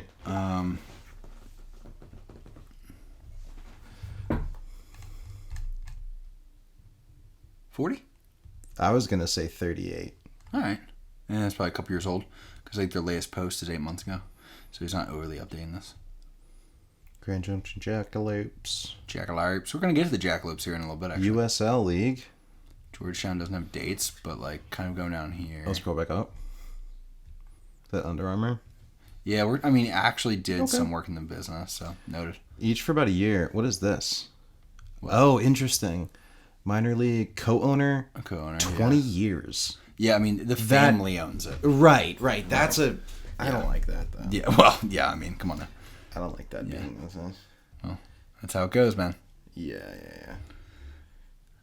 Here's what we know about where the project stands right now. I think it's a good opportunity to sort of take stock of what we got, okay? Mm-hmm. So here's what it's going to include. The indoor multi-purpose dome, which actually I think there's a picture of here once it's done. Dude, he's probably going to be like, 46, and then me calling him 38 probably just like, it's like, hell yeah. Hell yeah. Or he's not. Pretty cool dome, by the way. It's one of the biggest in the world. That's really cool. Largest Love in the good US. dome. That place, I'll tell you. So they got, in that dome, they can also do 8 basketball courts, 16 volleyball courts. You have 2 indoor baseball diamonds, 8 outdoor baseball diamonds, 10 multi-purpose turf fields, the 6,500-seat stadium that's on its way, primarily for the Hailstorm and the Owls and concerts, 2 on-site hotels, Miracle Field, that's what they're calling the Challenger League field, clubhouse, athlete dormitory, retail stores. Now, regarding delays, the Katovskis have all sorts of reasons to point to. COVID-19 pandemic, understandable, I think we agree. Yeah, I wish we could have just dropped the charade that you didn't do the 2021 season because of safety. Supply chain shortages, inflation, weather, a primary... Okay, you're building in Windsor, Colorado, but sure, I'll give it to you. A primary issue has been steel. More steel has been on a 33-week average delay during the past year. That might also be pandemic-related. I agree. A lot of this is pandemic. Manufacturing. According to Windsor Economic Development Director Stacy Miller, steel is a primary component in a build like this. Yeah, it's a ballpark, Stacy. Thank you for that. Its delay has fundamentally pushed back other steps in the process. Lack of wood availability is also an issue. Truck driver shortages. USDA wood was also a big one. I had a friend building a house during that time, and he was like, it was the most insane thing ever to get wood for a build. There was a USDA stop order for 6 months. I have more details on that coming. And then funding issue solved by Windsor. We read about that already. Jeff Katovski said, when you build something, it has to be done in a certain order. We've just been running up against a whole lot of that issue. I get what he's saying there of if every other step's ready to go, but you can't get past step 2 because of a delay, you're stuck. I get that. Mm-hmm. So much more of the project is done than it looks like because of the delays for key items. We are at the point where when one thing happens, 5 more things can happen immediately. If we were just building a stadium or 2, we'd probably have been done already, but we're building a city. Cool. Windsor's Economic Development Director, Stacy Miller, who, I'm sorry, seems like she'd be pretty motivated to save face at this point, said the length or severity of the delays over the past 2 years has not been out of the ordinary compared with what she's seen elsewhere. What is unique, she said, is simply the scope of the project. Quote, there are no other projects like this in the U.S., so you're bound to have different complications from a development standpoint. I would be very curious as to a comparison of of the build differences as what she's saying, right? She's like, this is not too different than the delays we're seeing for other builds, and I'd be super, super curious. I know, but then she says like there's no comps because of the size. Right. So that's where I'm like, what are we looking at here? Right, but then it's like anyone with a fucking brain can like make some sort of like. I can tell you, there's been full scale stadiums that have been done, like full like 4 major league stadiums and arenas that have been constructed during the same time period. So that's where I sort of go, okay, what are we doing? Now, here's where she bothers me, and I'm hard on her because I think she is biased because she's protecting her own ass, but it's affecting all industries across the board. Wise. She goes on to say, hold on. I'm trying to see if we have her quote on this later. At some point, she says something along the lines of, like, we're very, okay, hold on. We're coming up to it. Apparently, this is a good one, though. I need to not skip this, so I'm going to show self-control. Another delay was the bubble. It can withstand tornado-like winds once it's completed, but that doesn't apply during construction. The bubble's fabric was being put up in May, but ironically enough, a hailstorm and 60-plus mile-per-hour wind gusts significantly damaged the material. You had to send it all the way back to Italy. It takes weeks to assemble and then pull down, and then each roll is about 25,000 pounds. The bubble material is expected to return late August and should be reconstructed by October. Dude, naming a team the Hailstorm and having the entire bubble dome destroyed by hail is sending me. They're like, all right, our new minor league team, the Twisters, and they're gone. Yeah. So how does this all affect Windsor? It's all really up in the air at this point. Let's bring it back to the people. Yes. How does this all affect Windsor? It delays the promised revenue from the projects while noisy construction continues for the neighbors. Stacy Miller says that's not a huge impact. Which, if you look at... Of course she does. Well, I was going to say, if you look at like the impact of construction that's over a long period of time that's not consistent, it's like luckily they've only been building for 2 days, but yeah. Well, no, I mean jokingly, obviously. Well, I was going to say like...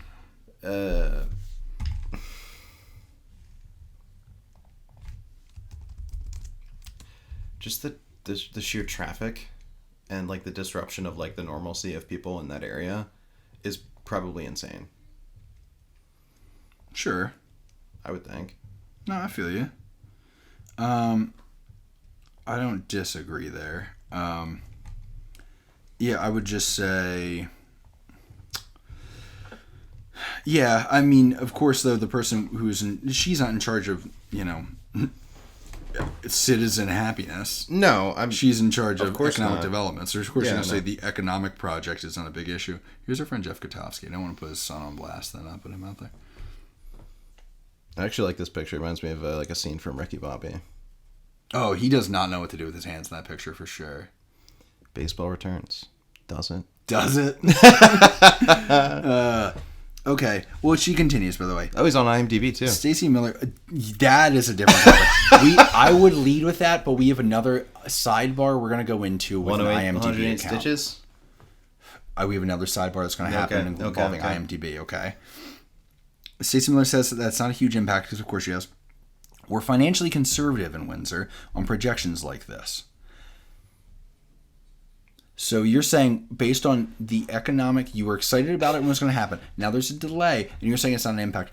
Then how big is the economic impact you're developing, hun? But also, hasn't everything been over budget? Right? What are we doing? Which I guess isn't on Windsor's dime, technically. That's not how I thought Orem was going to be spelled. Oh, I thought it was going to be A-U-R. Yeah. There's a lot going on there, for sure. It's still, quote, it's still coming. I understand the hesitation to believe that it is, but everything has gone vertical on the construction, and we can't wait for those games next year. Biker Jim's Gourmet Dogs recently signed on for location at the facility. Let's bring up Biker Jim's Gourmet Dogs.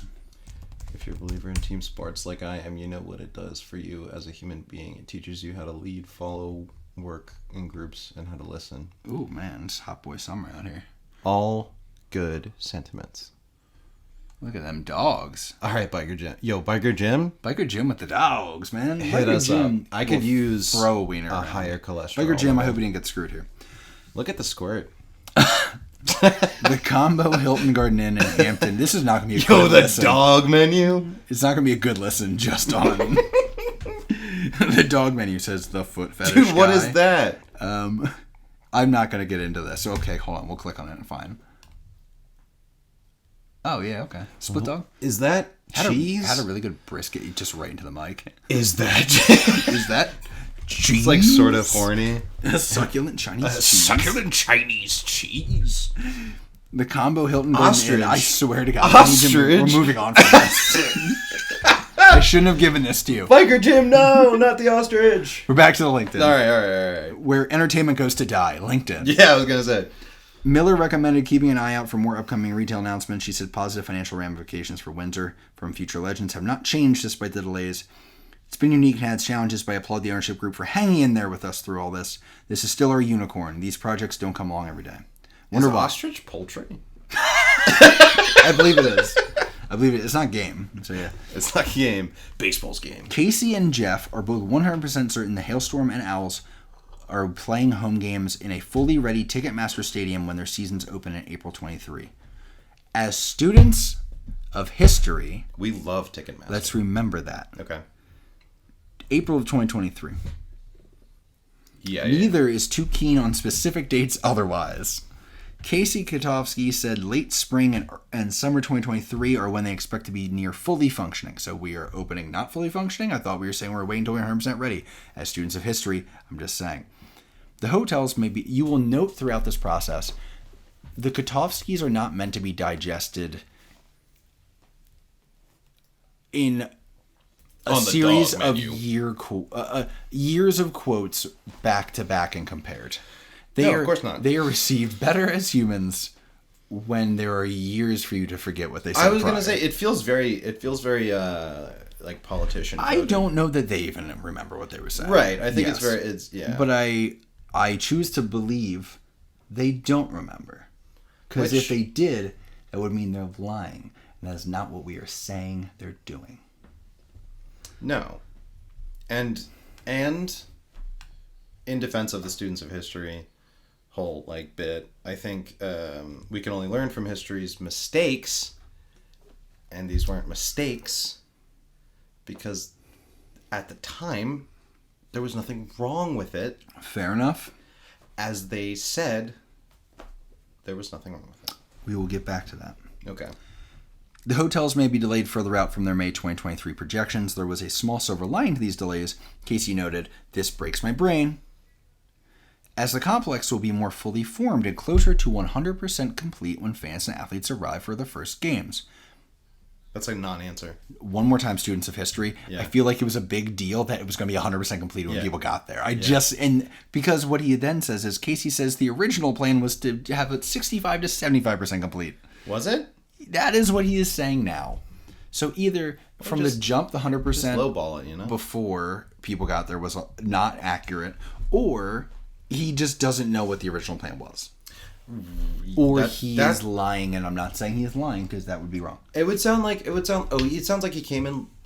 That's the son? Yes. It sounds like he came in later. So I like the vibe. I don't know what my dad says happening. Yeah, right. No, well, it's just fine. I don't listen to my dad either. I love my dad. You got to tune him out. But also, he's just we'll say you got to tune him out. Yeah, you're right. Okay. It's not as early as we hope, but 2023 will be a full ramp up for everything. As students of history, we will keep that in mind. The glass half full approach is that everything will be ready at the same time versus a ramp up. Like the glass half built. Nice. Nice. Well done. And I think we're done here. All right, one good joke. All that for the punchline. No, we just go. He also said it allowed them to make certain upgrades to the complex, given extra time to work with. One example is field materials. Previously, half the fields were going to be grass, the other half turf. Now they're all going to be turf to make full usage of the Colorado climate. I'm not going to dig into that too much. I am skeptical of that because I think, one, turf is just a more profitable option because the year-round maintenance in Colorado required for grass probably is more expensive than the initial big investment in turf, which you can profit from year-round. Sure. But whatever. No, I don't think so I'm not saying it allowed us to do this thing that we couldn't. I think it just made financial sense. The delays have been frustrating at times, so the ability to upgrade certain elements could ultimately be better down the road. So what about the Hailstorm and the Owls? As mentioned earlier, the Hailstorm played their first 9 matches on the road, then played 4 home matches at the University of Northern Colorado's Jackson Stadium in Greeley. They proceeded to play a trio of home games at CSU's Canvas Stadium. As we know, the Owls have played their home games at Jackson Field. Both teams have been able to start practicing on the completed fields of future legends since June. But Jeff Katovski said, I really want to give those guys the experience of playing in front of a true home crowd in their home stadium. We owe them that. At least he sees it. The Hailstorm will almost surely be unable to play more matches at Canvas this season since Colorado State's football practice is about to start in August. The site of the remaining home games this season is not set yet, but Denver University, along with locations in Severance and even Windsor or Loveland, are options. Casey explained, the goal is to continue to tour Colorado and Northern Colorado and keep building our fan base. We will have additional updates there very soon. I see the marketing there, but I was going to say that sounds it's like spin. We're desperately looking for like a new place to for sure. Yeah, I mean, run this. I was in Lexington when they were putting in turf and they put it in way too late, and we literally did not have it. They were literally brushing it down the day of on opening day. Like we had to play all of our preseason games at local colleges. It was a mess, but we tried to make it a thing. But yeah. I've done the spin before. I'm curious how much. So, like when a team, and I don't know this, so you might know this better than I will, most likely. Is if a team is jumping around like that, do they then have to pay a field that they're going to use? Yep. So I wonder how much of this additional. It's definitely costing money. Yep. Yeah, I was going to say how much of that is because it just wasn't made. Yep. Jeff Katovski optimistically said, "This will be still be the most unique, best facilities for youth sports in the country. When it's complete, it will be a memorable experience for fans, kids, and pro athletes. We are in this for long term." As students of history, we'll remember that. 2 days later, we have another article about construction progress. However, this one is from Michigan, where renewed progress is being seen under Receivership at St. Clair Inn. Another 2 days later, the Owls announced that they would be finishing their season with 18 games in Johnstown beginning August 9th. Nelson Farm Park is more park than ballpark. Tickets are $10, but don't expect a seat. There are a few rows of concrete seating that you can set up your own chair on. At this point, I'm going to pull this up because it is worth looking at in person. I don't know if it'll be visible. I'm going to be honest, if they charge anything more than $10, they shouldn't have been charging anything. I'll tell you that right now. There we go. I will give you these guys, the Ballpark Brothers, did a good review on it. Yo, that's kind of a vibe. I mean, it's basically like for those of indie ball sort of background, it is very Pecos League and not like the top end Pecos League, bottom end. I was gonna say like this is you could stop by any high school and this was a high school field, which is but it looks nice. I'm not gonna lie about that. I mean, like it's not concrete seating there. Yeah, that's just a high school field. That's insane to pay $10 for. Dude, that's my favorite one. These are, I believe, the PA guys. Or not the PA guys, the broadcast guys, I want to say. With umbrellas being held over them. Crazy. Mm-hmm. Dude, their calves are going to get crazy tan. Yeah, dude. These are players in a tent. Dude, that's disrespectful. It's insane. That's a sick building. This is I believe, where they're doing snacks out, because, that's what you do for any game there. And there's this. I mean, good view, beautiful scenery. Is that... Hold on, go back up. Is that actually the shot of the clouds there? Yeah. Okay. That almost... It looks so nice. It looked Photoshopped. Mike gave it 2 hot dogs. That's... Ballpark Brothers is great, by the way. Check them out. Tell them I sent you. That won't mean anything, though. We can at some point take a look at the new ballpark as well. Oh, yeah. Can you go back to the... I'm not going back to the gourmet dogs. Damn you. Yeah, did Mike give it 2 gourmet dogs? Or did he give it 2 hot dogs? That's the real question. There's no way to give that 2 gourmet dogs. No, it'd be like maybe a bite of a gourmet dog that someone lends you, Now, you might be thinking, things seem difficult right now for Katovski and friends. No, I think he's doing it. Perfect. Because in August, he, along with Mike Tollin, became the owners of another Colorado Pioneer League team, the Grand Junction Rockies. We'll discuss Mike a bit later. Wait a minute. Scroll down. Yes, sir. Keep going. Were they playing Grand Junction To the score? They were playing, I think. Yeah. They were playing Grand Junction at the time. Yeah, there you go. Dude, you can't lose if you own in all the August. Teams. Yeah, you can't lose if you own all the teams. Yeah, that's the theory. So we'll discuss Mike a bit later because I have thoughts on him. There's going to be a sidebar. It's not going to be very related to this. I'm going to warn everybody in advance. the Rockies brand is a relic from the organization's time as the Colorado Rockies, and they just didn't have the wherewithal to change it up. It's a good look. That's a good. The baseball is the head of the owl is very cool. I get big that. owl guy. As you would notice on the last podcast, I had my I had my owl hat on. This brand would become the Grand Junction Jackalopes, the Grand Junction Rockies brand, which is a rare dub for the squad, by the way. All right, yeah. I like it. Now, you might be thinking it's a strange time for Katovski to expand his portfolio. Well, Future Legends LLC has been staying busy. In September, they sued their lighting contractor. Their what? Lighting contractor, Qualight Sports Lighting LLC, alleging the contractor has failed to deliver on its nearly $3.5 million deal. Are they just getting ahead of lawsuits now? That is the question. And honestly, I don't have a lot of good follow-up for this. I think it was settled. Yeah. So I'm not sure what exactly went down here. But I will give credence to the fact that they seem to be complaining about money paid out for unsatisfactory work. So they will claim that at certain points. So maybe that's what's happening. Okay. If it was in fact settled, that would point to it. I didn't get a lot of good feedback on that one. It's hard to track exactly what happens in all these court things without full court records. Yeah. But the Loveland Report Herald article about this lawsuit includes some interesting tidbits, which is what I want to get to. For example, regarding that USDA delay that was referenced earlier, Katovski said, after spending several $100,000 on environmental studies and who knows how much money lost in stoppage time, the USDA considered it a non-action. You can't believe that we've been through what we've been through for something that in the end was determined didn't even need to be cleared up. So it sounded like they poured a lot of money into something that the USDA was like, maybe, yes, nah, it's fine. Or they were just like, never mind. Yeah. Okay. During that stoppage, Future Legends switched general contractors from the Greeley-based Hensel Phelps Construction to the Jocko General Contractor, Inc. In the end, I don't think it was a project Hensel Phelps could truly handle. You'll recall that a couple months later in September 2021, Hensel Phelps and Future Legends sued each other. They later settled in 2022. Cool. Okay. So the good news going on for Windsor locals is that the indoor sports dome is now inflated and ready. The one that was sent back to Italy and dude, it's so big. By the way, it's 96 feet high. It's 167. Can you put like a better picture of it? Yeah, I'm sure we can. Hold on, let me see what I got here. Hell yeah. Gourmet. You're losing your gourmet dogs. No, this guy. Jeff. If you want to grab a gourmet dog sometime, you look like you like him, and I like him too. Oh man, let's see. I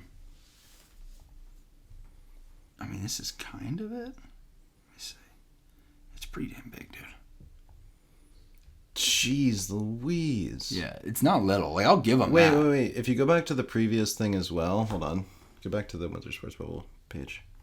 Just the top bit. What is that? Is that the MLS? What is that? The USA soccer people. More something. Were they with the doing USA something in shirt. there? I don't know. Who knows? Could be USA soccer shirt, but there's a lot of soccer going on there apparently. Okay. My Google search was Holy too crap. vague. That one's crazy. Yeah. Like, Dude, cool. That's a fantastic cool. youth sports. No, yeah, that's great, dude. But like also, gotta pay bills, which we'll see. I want to know. So the lighting company was doing lighting for this. They were doing lighting for a lot of stuff. Okay, because I'm super curious about like the logistics of lighting this thing, and like I wonder if they were just like, yeah. I'm going to tell you, we are way in this, and we still have a lot to go. So I cannot get into the lighting logistics with you, but you can maybe do your own podcast on that one. I'm super cool with it, and then you can open and close that with Smash or Pass mascots. We're doing an entire Smash or Pass mascots. Yes, we will. That's a way to cut the promo. Turning the calendar to 2023, there was more good news. The Owls hired Frank Gonzalez as their manager for 2023. Gonzalez brought extensive experience throughout all levels of baseball, and he's a local guy. He went to Colorado State.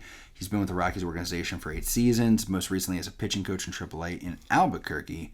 He also managed Grand Junction in Boise when the Pioneer League was still affiliated. Katovski called him a local legend. Having him on board can bring Owls baseball back to the dynasty that it was. Not only that, but to have him coaching and training children of all ages in our youth programs and tournaments will continue to raise the bar at Future Legends Complex. Gonzalez, in the press release, said knowing the baseball and community of baseball in Northern Colorado is very inviting. I'm excited about the community opportunity. So everyone here seems happy. Gonzalez is great. He'll be a big positive for the community and the organization throughout his tenure with the club. Another rare dub for this squad of people. So trending well. is trending in the right direction on some things here. Late January now saw the Fort Collins Coloradoan run a feature on the Future Legends complex as they got a look behind the scenes. 2020 what? 2022. Okay, there is one here on 2023, Coloradoan. This one here. Oh, there's Galloway. Oh yeah, how about that? How about well, we found out that is in like 2023 timeline. Yeah. So let's see. Yeah.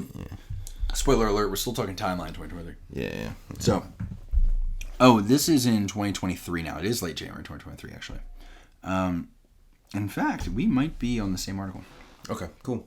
Casey Katovski, he did a lot of the talking. Casey's doing more of the talking as things go. Not sure if that's because Dad's like, I'm getting Dad's away. also Or Dad's a little busy in Michigan. Yeah. Casey Katovski says they are now officially open as a complex with youth and adult sports already happening. The bubble's open, but with 3,000 person capacity limited to just 200 due to a lack of parking because of construction and impending fire marshal approvals. Casey says both issues are expected to be resolved in the next couple months.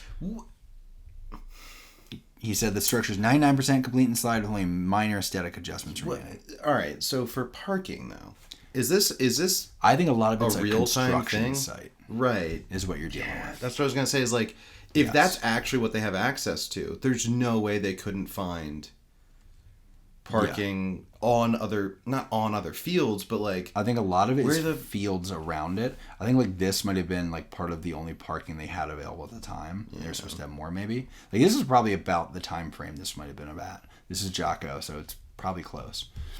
Let's see. Katovski also, he said, you're no longer a construction site. Now you're an actual sports complex with some things merely under construction. No.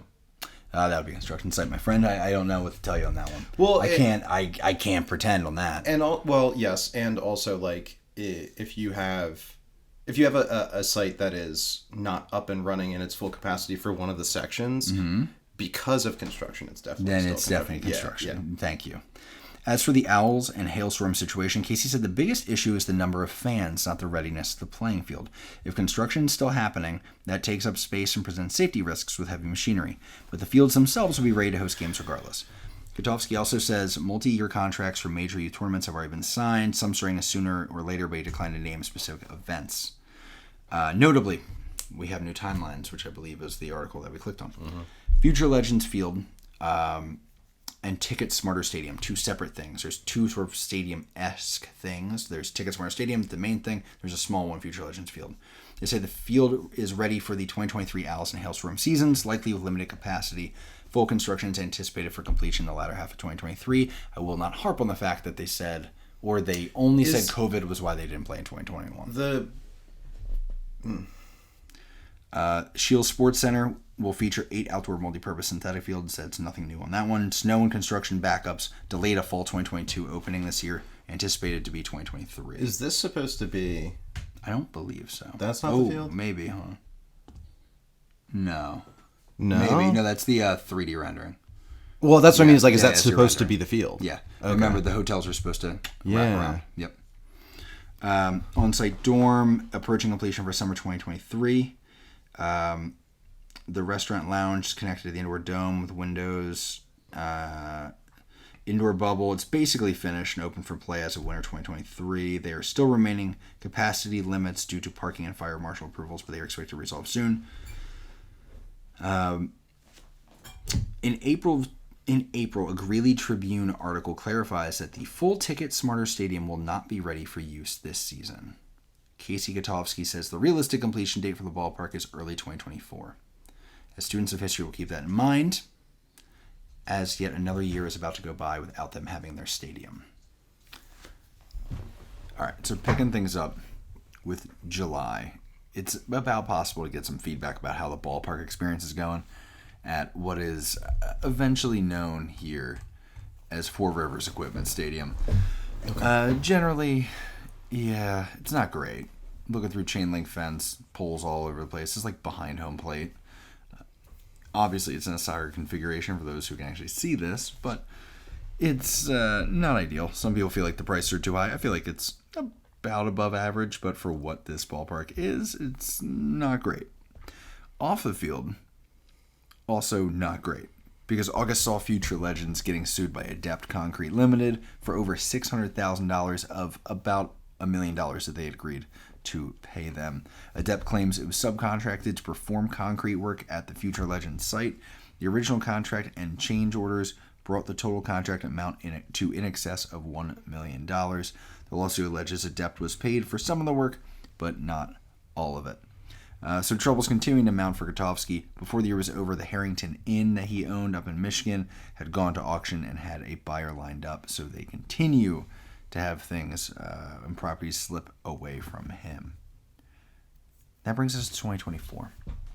Which, let's get off topic here, because it starts with an interesting story. A great Jeff Katovski story. Not super relevant to what we're doing here, but I think it is illuminating for the task at hand here. Okay. Because he found himself in another fascinating legal situation. But this time, as a lawyer. A client won't have to pay a sanction of nearly $10,000 for his lawyer's refusal to appear on camera during a remote deposition, a California appeals court ruled Tuesday. In an unpublished opinion, the California Court of Appeals Second Appellate District ruled that the client doesn't have to pay because a motion to compel the attorney's on-camera appearance had been withdrawn. The lawyer, Jeffrey Katovski, represented a man alleged to be taking sports bets. The client was subpoenaed by a wife in divorce proceedings who wanted his testimony about thousands of dollars in sports bets said to be placed by her husband, mostly in the last 5 years of their marriage. The opinion described what happened in the deposition. Katovski was in the same room as the client during the deposition. The client appeared on camera, but Katovski refused to turn on his webcam. The lawyer for Sean Agnone complained that he wouldn't be able to see whether Katovski was making any visual signs or otherwise coaching his client. Katovski referenced the subpoena notice, which required Katovski and his client to participate in a Zoom deposition using their own computer equipped with a webcam and with a stable landline or wired Ethernet connection to the internet. Katovski told the opposing lawyer that his computer was equipped with a webcam, so he complied with your notice, according to the opinion. The lawyer for Sean Agnone ended the deposition. He filed a motion to compel the appearance of Katovski's client in accordance with the terms of the deposition and noticed and sought sanctions against Katovski and his client. The appeals court said under the applicable laws, the judge could not impose any sanction because no order had been entered requiring compliance with the subpoena. Katovski told the ABA Journal that the appeals court made the right decision. He also says, as a lawyer, he doesn't have to be on camera in deposition. I have no interest in ever being on camera, ever, he says. No lawyer has to be on camera, he says. It's completely inappropriate to demand it. If they were worried about seeing me, they could have taken the deposition in person. Katovski also says his client is an insurance agent, not a person who takes sports bets. He has nothing to do with sports betting at all, Katovski says. So, not a particularly difficult man, is he? well, okay, so if you look at this from first off, the one comment that stands out to me is, if they were worried about seeing me, they could have taken the deposition in person, which makes me think that there was a push from that side to do it in person. But there are many reasons why someone wouldn't want to do that in person, mostly like post-COVID or during COVID and post-COVID, there's been a lot of like movement towards doing a lot of things virtual. And particularly things in divorce-related things and like very contentious like that, if there's a possibility of someone being intimidated, which I'm not saying is happening, but in a divorce... I'm also saying when they say you need to have a webcam, you clearly understand it so you can use it. Mm-hmm. Yeah, but this obviously makes him a good lawyer. Or blatantly full of shit, and that seems to be indicating maybe some of the issues we're dealing with across the board here. I said good lawyer. Yeah, okay. Okay. Oh my gosh. But no, that's such a like it gives like oh, that's my seat. I don't see your name on it kind of vibe. It's like, dude, shut up. Talk about a guy who and it's like he has nothing to do with sports betting at all. I love he throws that in at the end. Like, come on, man. I should also say he has nothing to do with sports betting at all. That seems... Also an insurance agent, not a person who takes sports bets, which is also interesting. Insurance is just betting, but we'll deal with that later. Well, it's also like the wording of that is interesting. Takes sports bets. insurance is a scam. So if he's an insurance guy, maybe he should be in jail anyway. We'll deal with that later. Back in Colorado, there's no time quite like the present to start a new professional sports team. I mean, how much more in debt can you get, right? So Future Legends has added a women's soccer team to their portfolio, the Northern Colorado Rain FC. As students of history, remember that the 2021 season was only postponed due to COVID safety issues, not construction delays. Then the estimated opening was pushed back through 2022 and then 2023, finally being locked in for spring of 2024. Well, the stadium will not be ready for 2024's home openers either. All three teams will continue to play at the Four Rivers Equipment Stadium, formerly Future Legends Field. In the press release, Future Legends said, we'll just bring this up so we have it. He's like, I said our home field would be ready. This isn't our home field. Our home field's actually my backyard. And it's ready for the home opener. It's actually more of a metaphorical home field. Yeah. Here at Future Legends, our ultimate goal is to create the best possible experience for our fans, athletes, and staff. Due to delays in our construction and building process, we do not feel comfortable setting a timeline for opening day to be in Ticket Socket Park, which, yes, that's what it's called now. Changed again? Yeah. We have recently finished the concourse level, almost all concrete pouring, and the installation of our brand new scoreboard inside the stadium. However, we are still going through the process with installing seats, turf, and suites. We expect major updates. That's so much work, dude. Still doing suites. They've almost all, there's still concrete being poured. That's far away from being done. I wonder how much of the naming of the stadium is actually related to like SEO related stuff. It's like search engine optimization. It's like it was a ticket company that then was bought by another ticket company. Oh, okay. So it was like Ticket Smarter or whatever the hell. Ticket Smarter? It wasn't that. It was there was Ticket Smarter something. There, yeah. Oh, yeah, Ticket Smarter. I was like, that can't be that stupid. But you're thinking of Ticket Stupider. No, it's Ticket Socket. In Four Rivers Equipment Stadium, we have made the necessary adjustments from last year to improve overall fan experience as we work toward transitioning into Ticket Socket Park. I was just so surprised someone was sponsoring this venture. Yeah, that's fair.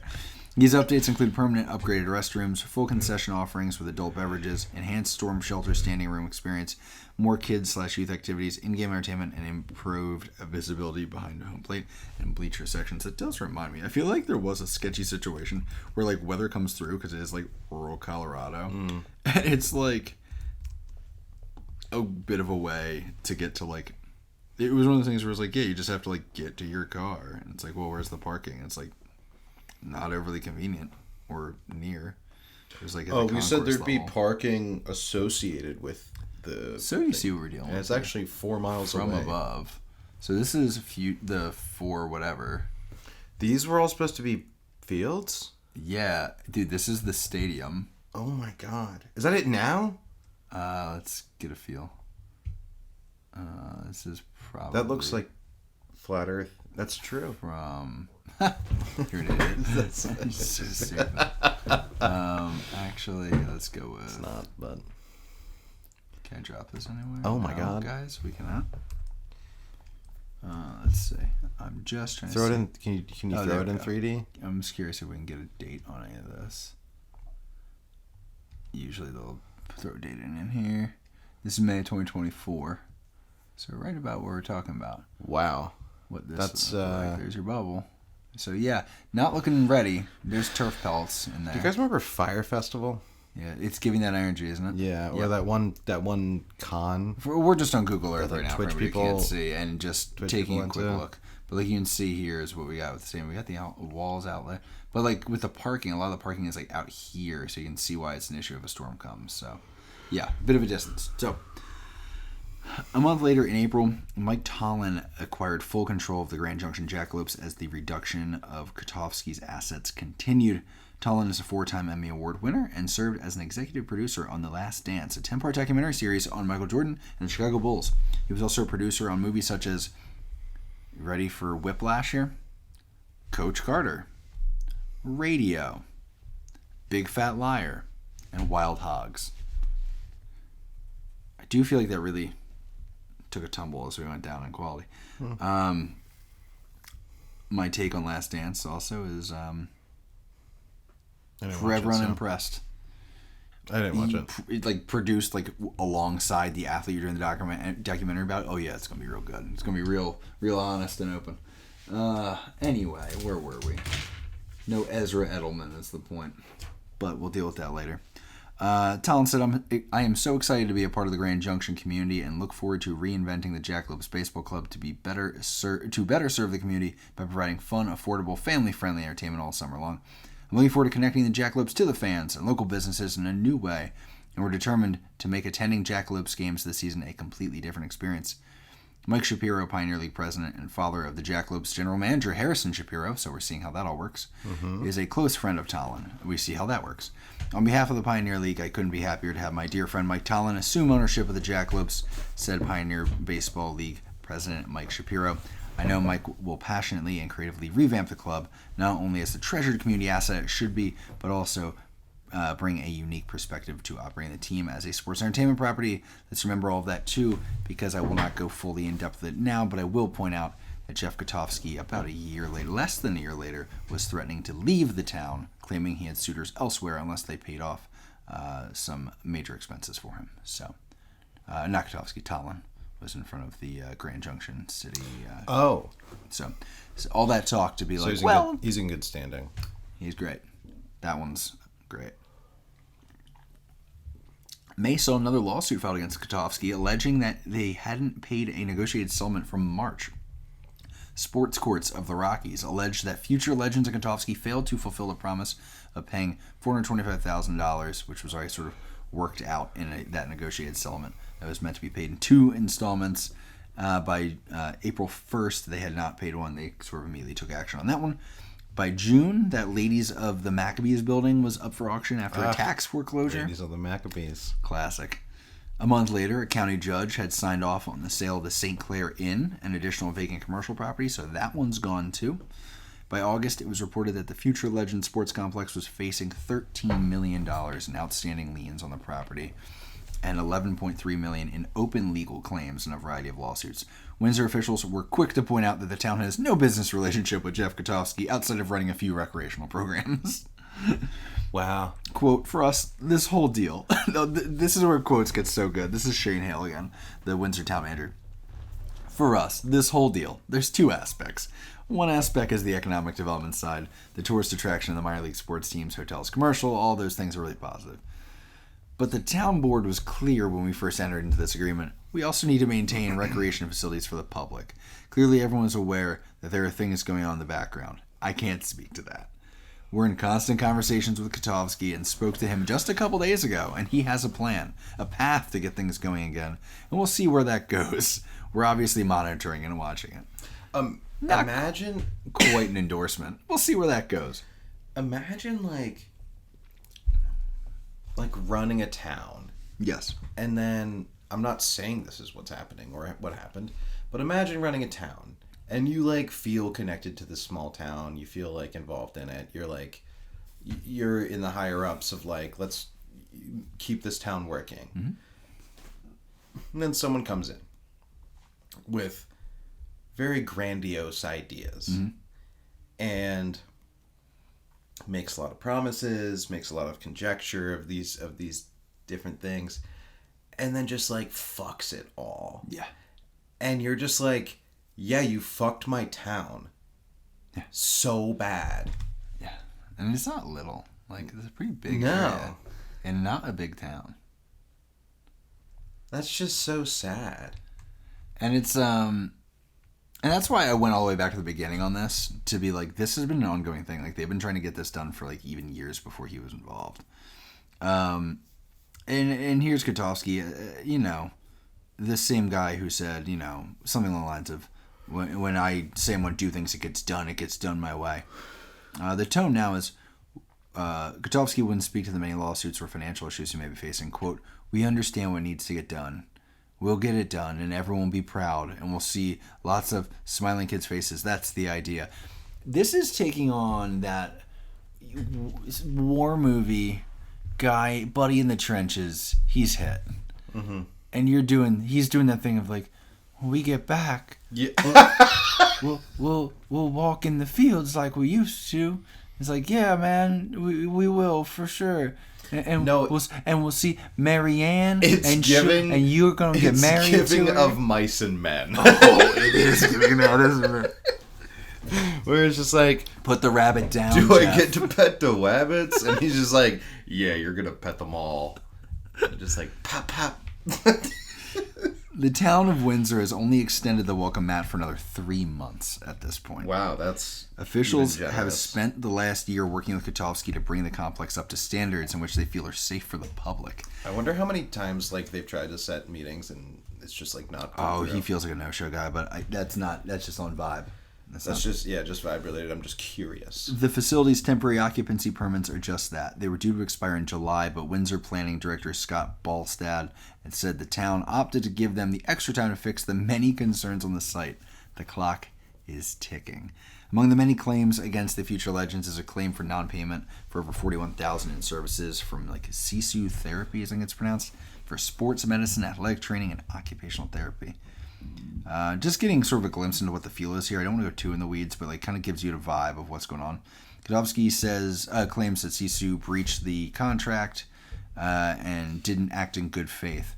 And there's a lot of breaches of contracts or not following through of contracts that like really feel like, boy, that's happening a lot to you, isn't it? Right. It's like, what are the odds? And I'm not saying that you're not upholding your end of the contract. Maybe you're. But if that's not it, I would be curious about your judge of character of the people you're entering into contracts with. So one or the other, we have a problem here potentially. Maybe. Or maybe just like everyone's out to get you. Yeah. Maybe. And I'm really sorry about that, kitten. Daddy's sorry that everyone's out to get you, kitten. Any and all claims by the plaintiff you want an exotic dog or whatever? Of negligent, deliberate, intentional, reckless, or unfaithful acts or omissions of third parties over which defendants had no control. That was the answer to the lawsuit. Mm-hmm. Companies such as Right Hand Construction, Inc. of Greeley filed one early in the project. This one's a rough one. The company built 3 storage buildings on the property and had to fight for payment for every building.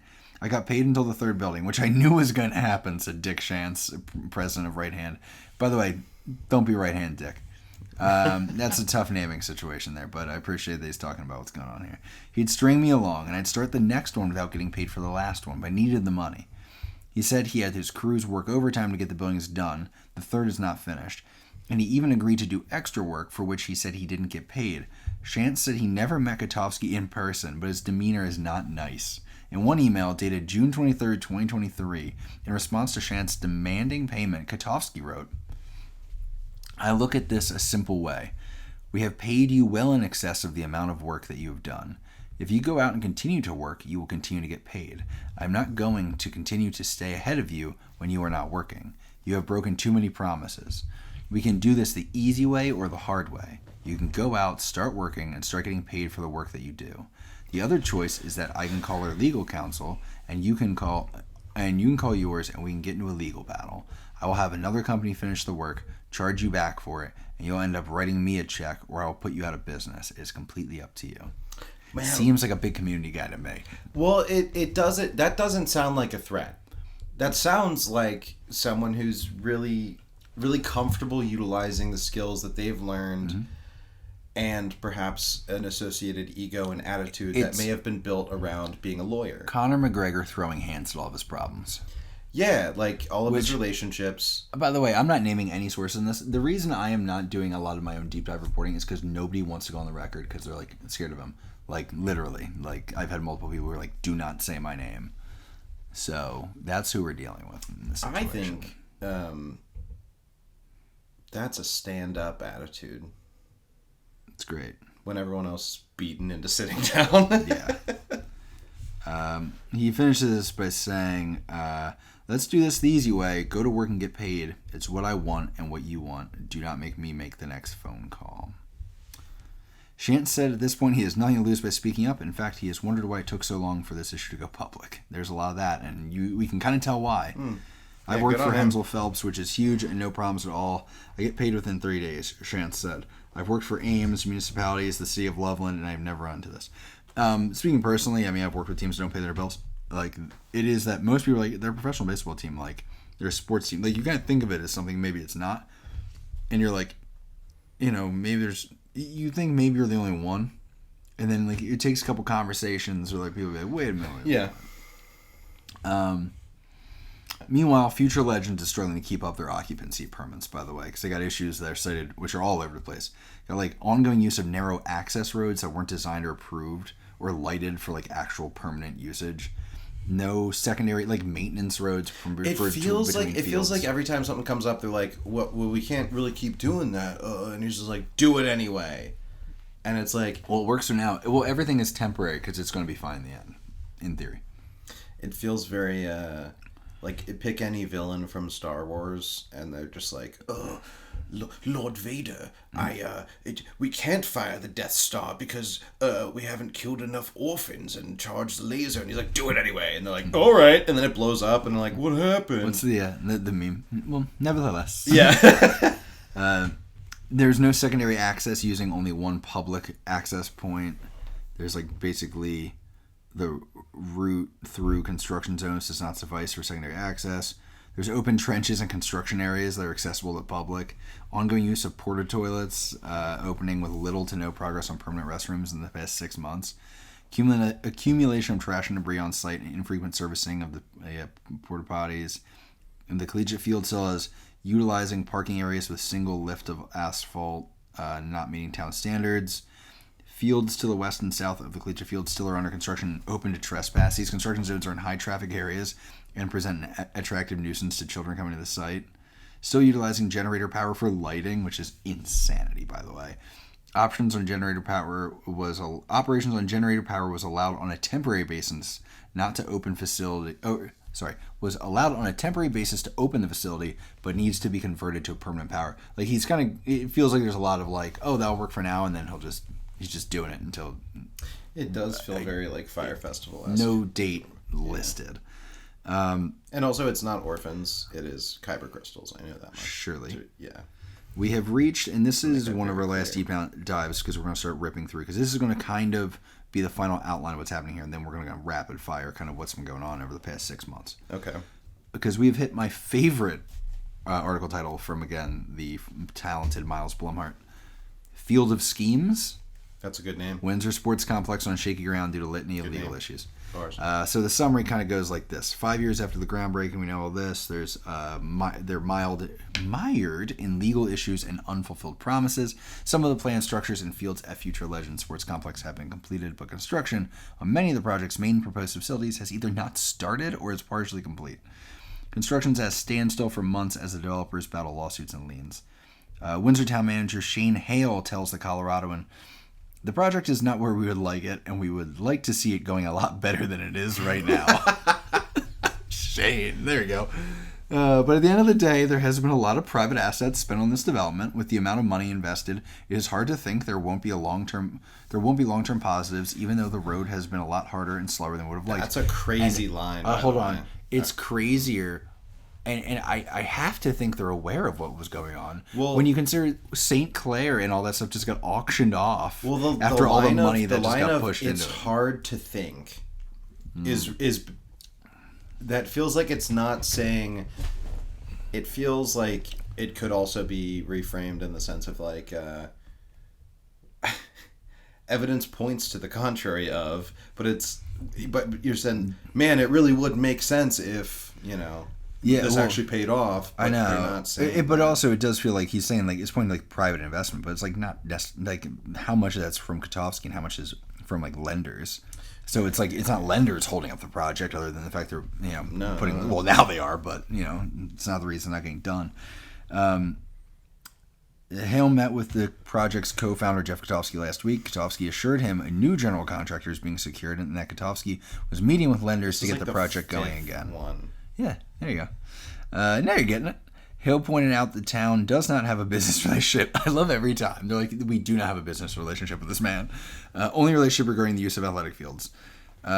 Some bad things have happened to the project and some are self-inflicted. That's a good quote.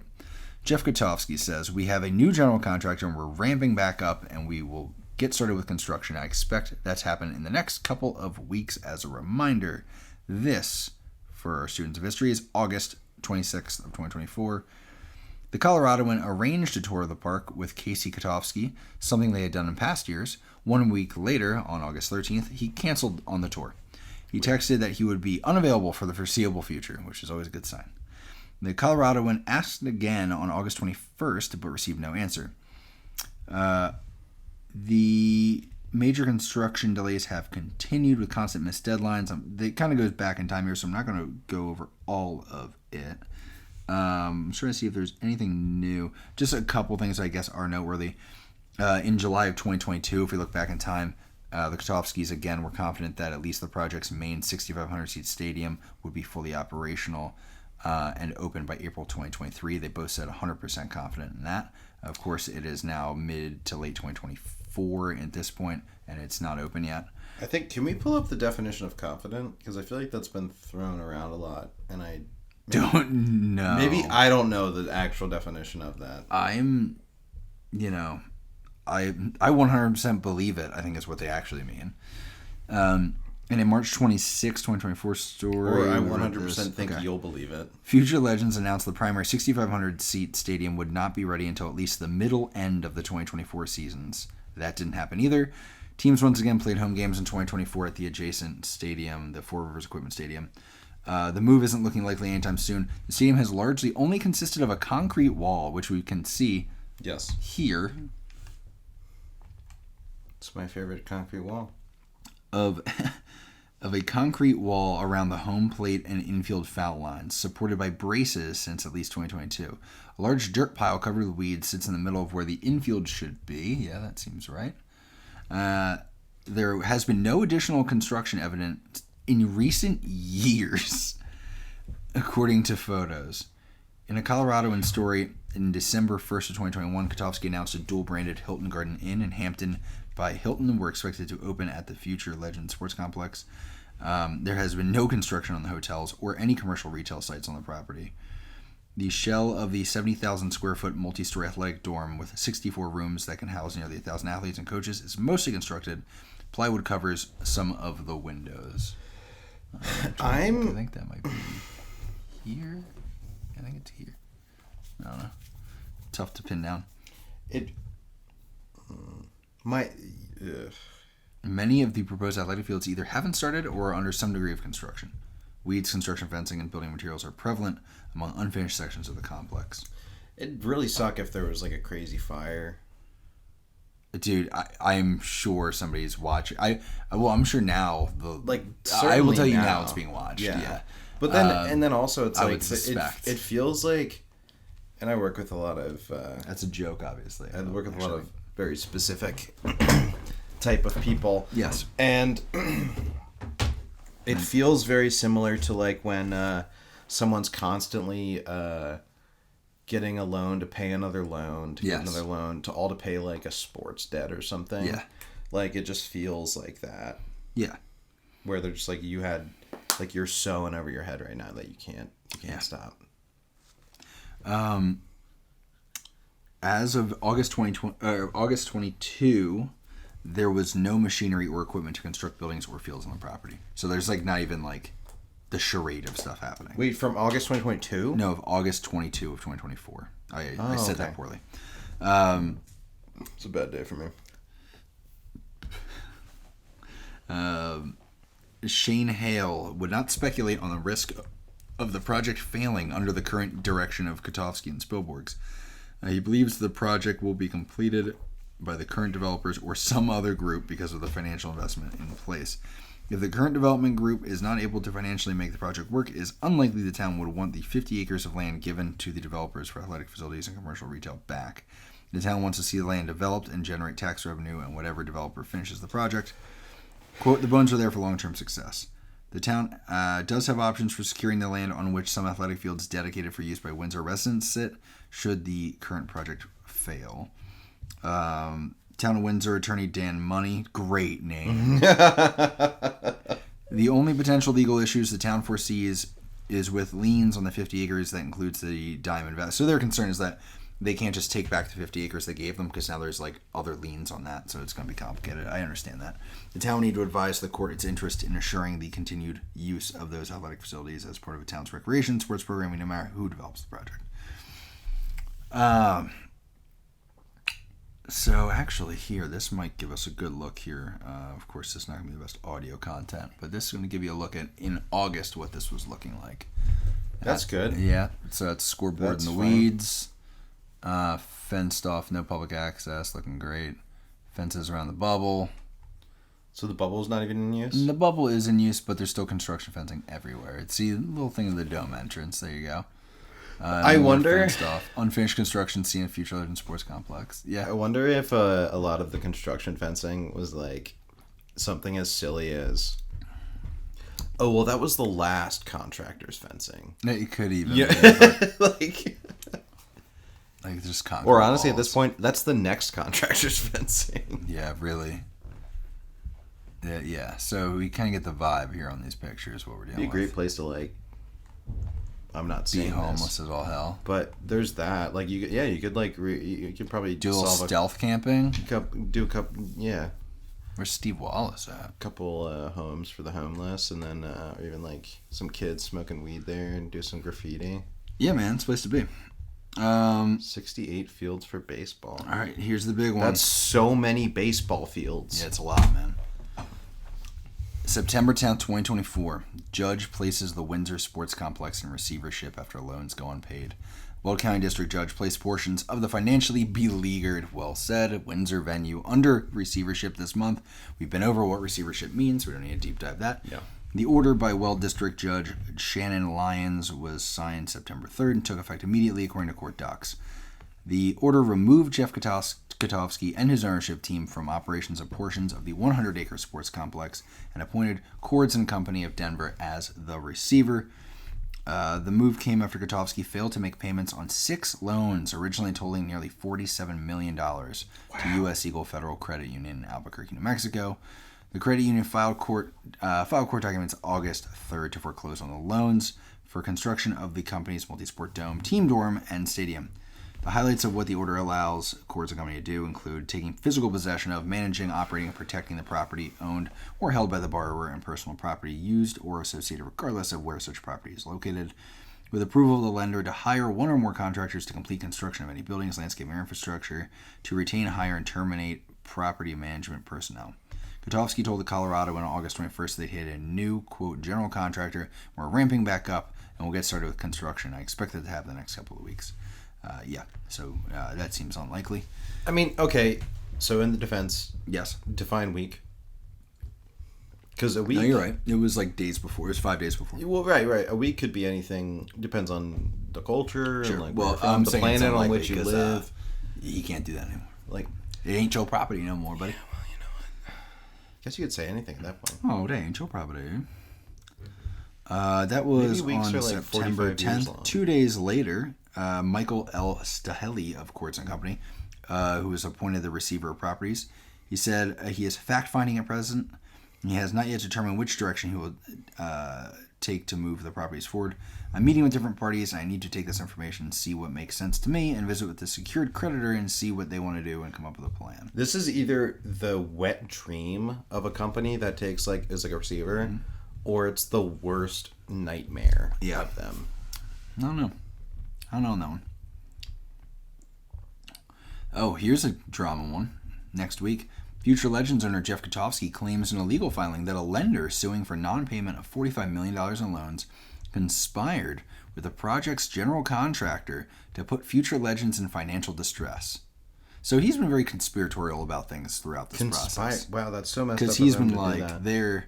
You can remember he tried to say something similar with the one construction company. The lighting? Yeah, I think it was the construction company on that one. Oh, okay. Weld District Court Judge Shannon Lyons is back on Wednesday, granting Future Legends' request to pursue the issue in court, in further court pleadings. In effect, the motion alleges there was a conspiracy between the lender, U.S. Eagle, and the general contractor, Jocko, to place Future Legends in financial distress, thereby enabling U.S. Eagle to pursue a receivership. The allegation is very serious and deserves full briefing, Lyons wrote Wednesday.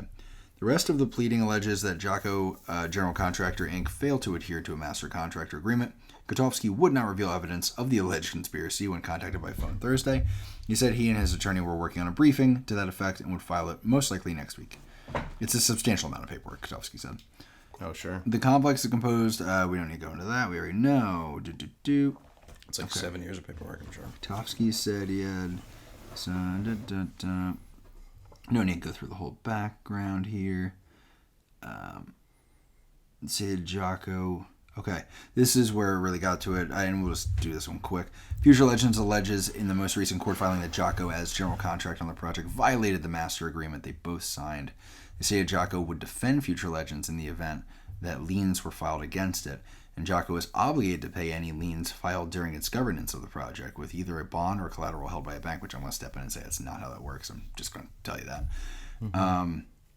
According to the master agreement that both signed prior to work, Jocko, as the general contractor, was required to, quote, defend and indemnify the owner from all loss, liability, damage, or expense if liens were filed on the project, the court filing states. Jacob filed its own lien in February 2024, seeking $3.48 million. So I think that kind of... That was prior. Here's the problem. They are referencing the terms of the contract that they broke by not paying them. They're like, we're paying you, and part of what you are giving us in return is the work and also protecting us from liens.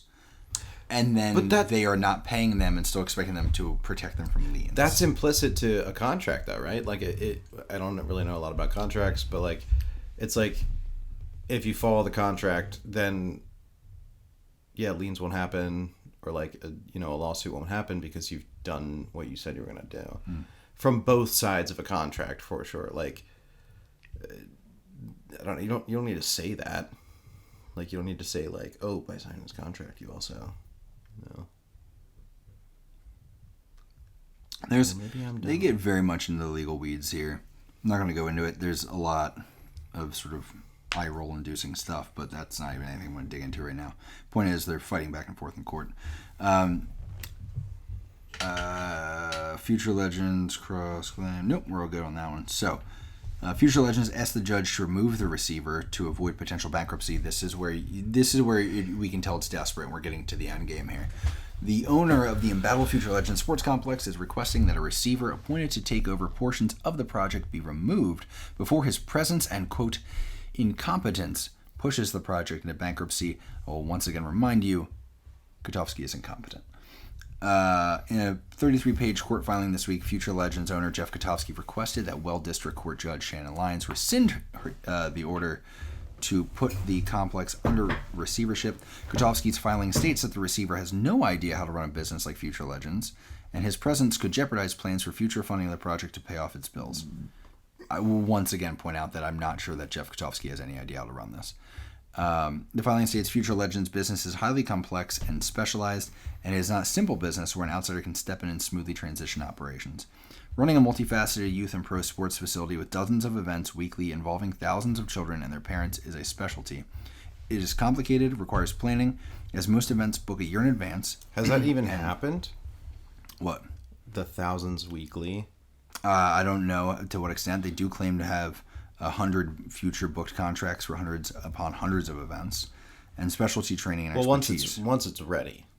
Yeah, I guess. That feels like the sentiment. U.S. Eagle presented no evidence to establish that Cords is qualified to manage the property or its specialized operations. Because of this inexperience, the appointment of a receiver will inure the detriment of the public. All that, and then in an interview Thursday afternoon, Staheli said he feels comfortable in his role.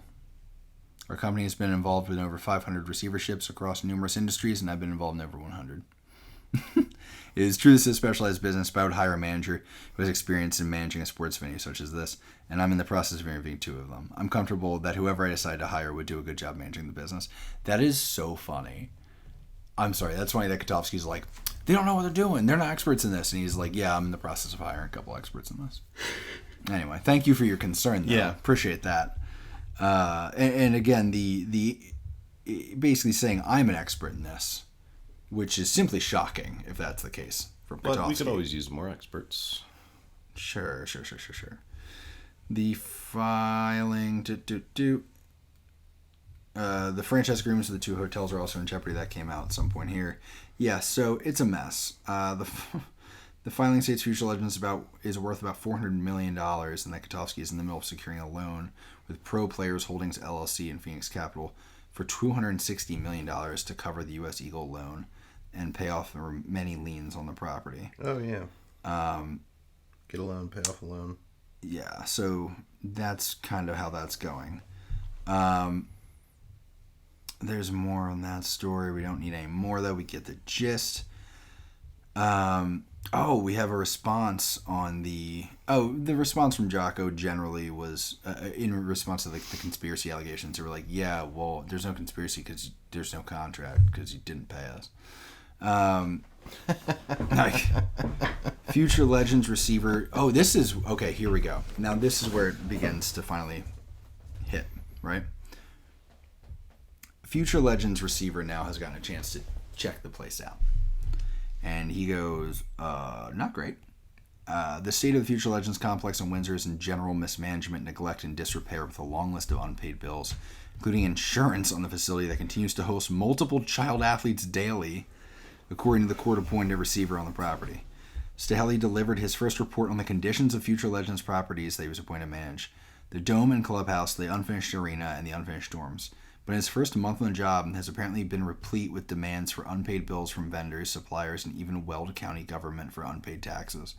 In addition, the receiver reported late Friday that the dome's income is being diverted to Future Legends Ventures in an attempt to block the receiver's management of the property and its income. So what he's alleging is payments to events happening at the dome are being diverted, like directed straight into other Future Legends companies and ventures. So he doesn't get the money to it. After receiver's appointment, he learned that a portion of the receivership property was subject to a lease agreement between Future Legends. So basically, another section of Future Legends 5 LLC, is somehow involved in this lease agreement and pulling money out of it that way. Katovski claims that lease was created prior to litigation between the parties and is a standard real estate tool. I'm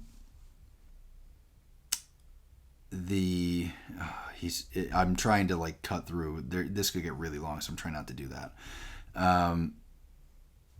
The Weld District Court judge ordered an emergency hearing on this matter on Tuesday. That tracks. It seems so. The first receiver report states that the lease agreement between Future Legends and Future Legends 5 appears to have been created and entered into solely as an obstacle to the receiver's ability to obtain possession of the dome property and access to its rents and revenues. Future Legends is the owner of the dome property, yet it acts as a tenant under the lease agreement. Prior to entering into the lease agreement, Future Legends was already operating the dome. It was Future Legends, not Future 5, who entered into the contracts. So now they're trying to, they basically, it seems like created this LLC thing. And then we're like, we're just a tenant. They own it. And they're like, yeah, but you did all the contracts. So that's not how this works. I love a lawyer being told that's not how this works. It's really funny to me. The receiver noted that the property has been directed to manage, it's been directed to manage in a general state of neglect with overgrown weeds and piles of materials strewn around the property. Several accounts to maintain the dome alone have not been paid, including electricity, gas, fire alarm system monitoring, and its internet, which was disconnected for non-payment, making the dome system monitoring programs inoperable. The rent the dome must pay in its new lease is not even enough to pay the dome's annual property taxes.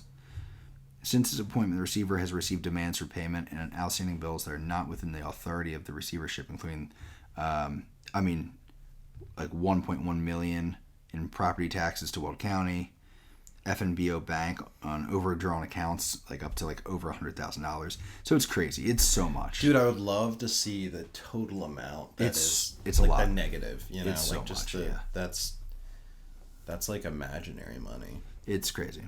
It's awesome. Hell yeah. Yeah, it's estimated it's going to take millions to finish the construction up.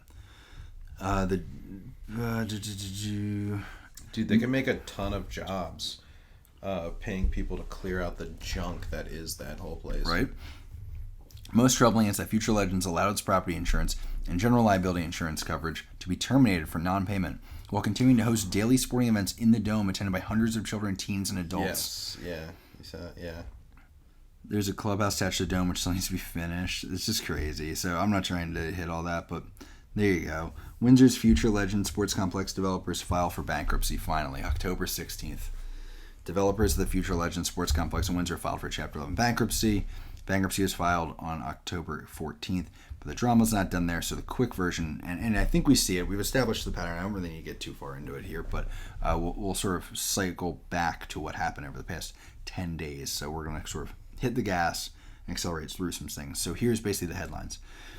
2 weeks later, after declaring bankruptcy, a judge ordered Future Legends to pay $600,000 to a landscape contractor.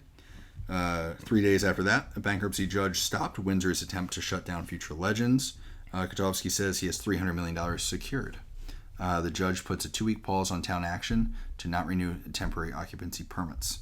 So we're back on that. Attorneys say that 4 days later, attorneys say that Future Legends filed sham paperwork to get out of the court-ordered receivership. When Staheli was appointed and began doing his work, Future Legends management presented him with a sham lease that suddenly showed Future Legends 5 as the owner. We've heard that already.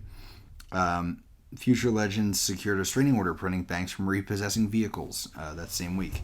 Now, then the court, after looking into that, is alleging fraud in the Future Legends bankruptcy. I believe, let me see what exactly that fraud was alleged to be.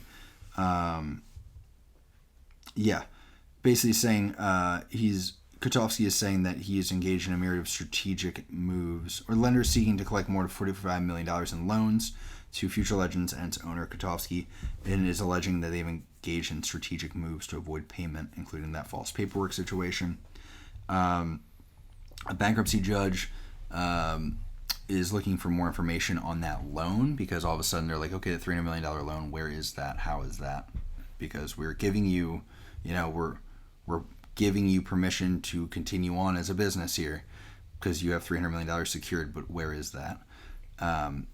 Future Legends at the same time sues the United Soccer League alleging fraud after one of their teams was kicked out of the league. Because, you got to have a home field, homie. December 3rd, Future Legends owner files multiple court pleadings just sort of targeting the whole squad. Future Legends ordered to stop using a sponsor's name. I forget which sponsor that was, though. Let's see, which one? Ticket Charter. I think it was a pickleball sponsor. A pickleball sponsor? Future Legends appeals a $7 million judgment that could gut the complex and offices. Now we're at Christmas time. They announced that the teams do plan to stay and play in 2025. Financial and legal issues are not an obstacle. Dude, I didn't even know they were already playing. Future Legends teams plan to play in 2025, so there's more of that. Northern Colorado Reign FC, the women's soccer club, is moving to the Women's Premier Soccer League, so there's a lot of shuffling of leagues based on who will allow them to play with them. December 30th, the lender is demanding proof of that loan that they said would save Future Legends. A bankruptcy judge on January 9th decided to decide on Friday if Future Legends occupancy permits will be extended, and then they gave him 3 more months right after. Future Legends looking to add, I think, another women's soccer team, they said. It's like, okay, calm down. The judge by late January was ordering a lender to produce documents proving. So now I think it went, here's this paperwork about that loan we're going to get. And they're like, okay, well, we want to see that from the lender's side too, not just yours. Sponsors now suing by late January Future Legends, saying it wrote bad checks. A Weld County judge denies Future Legends' claim against a former contractor. I don't remember which contractor it is, but it's not super important. It's just we're all going in the same pile at this point.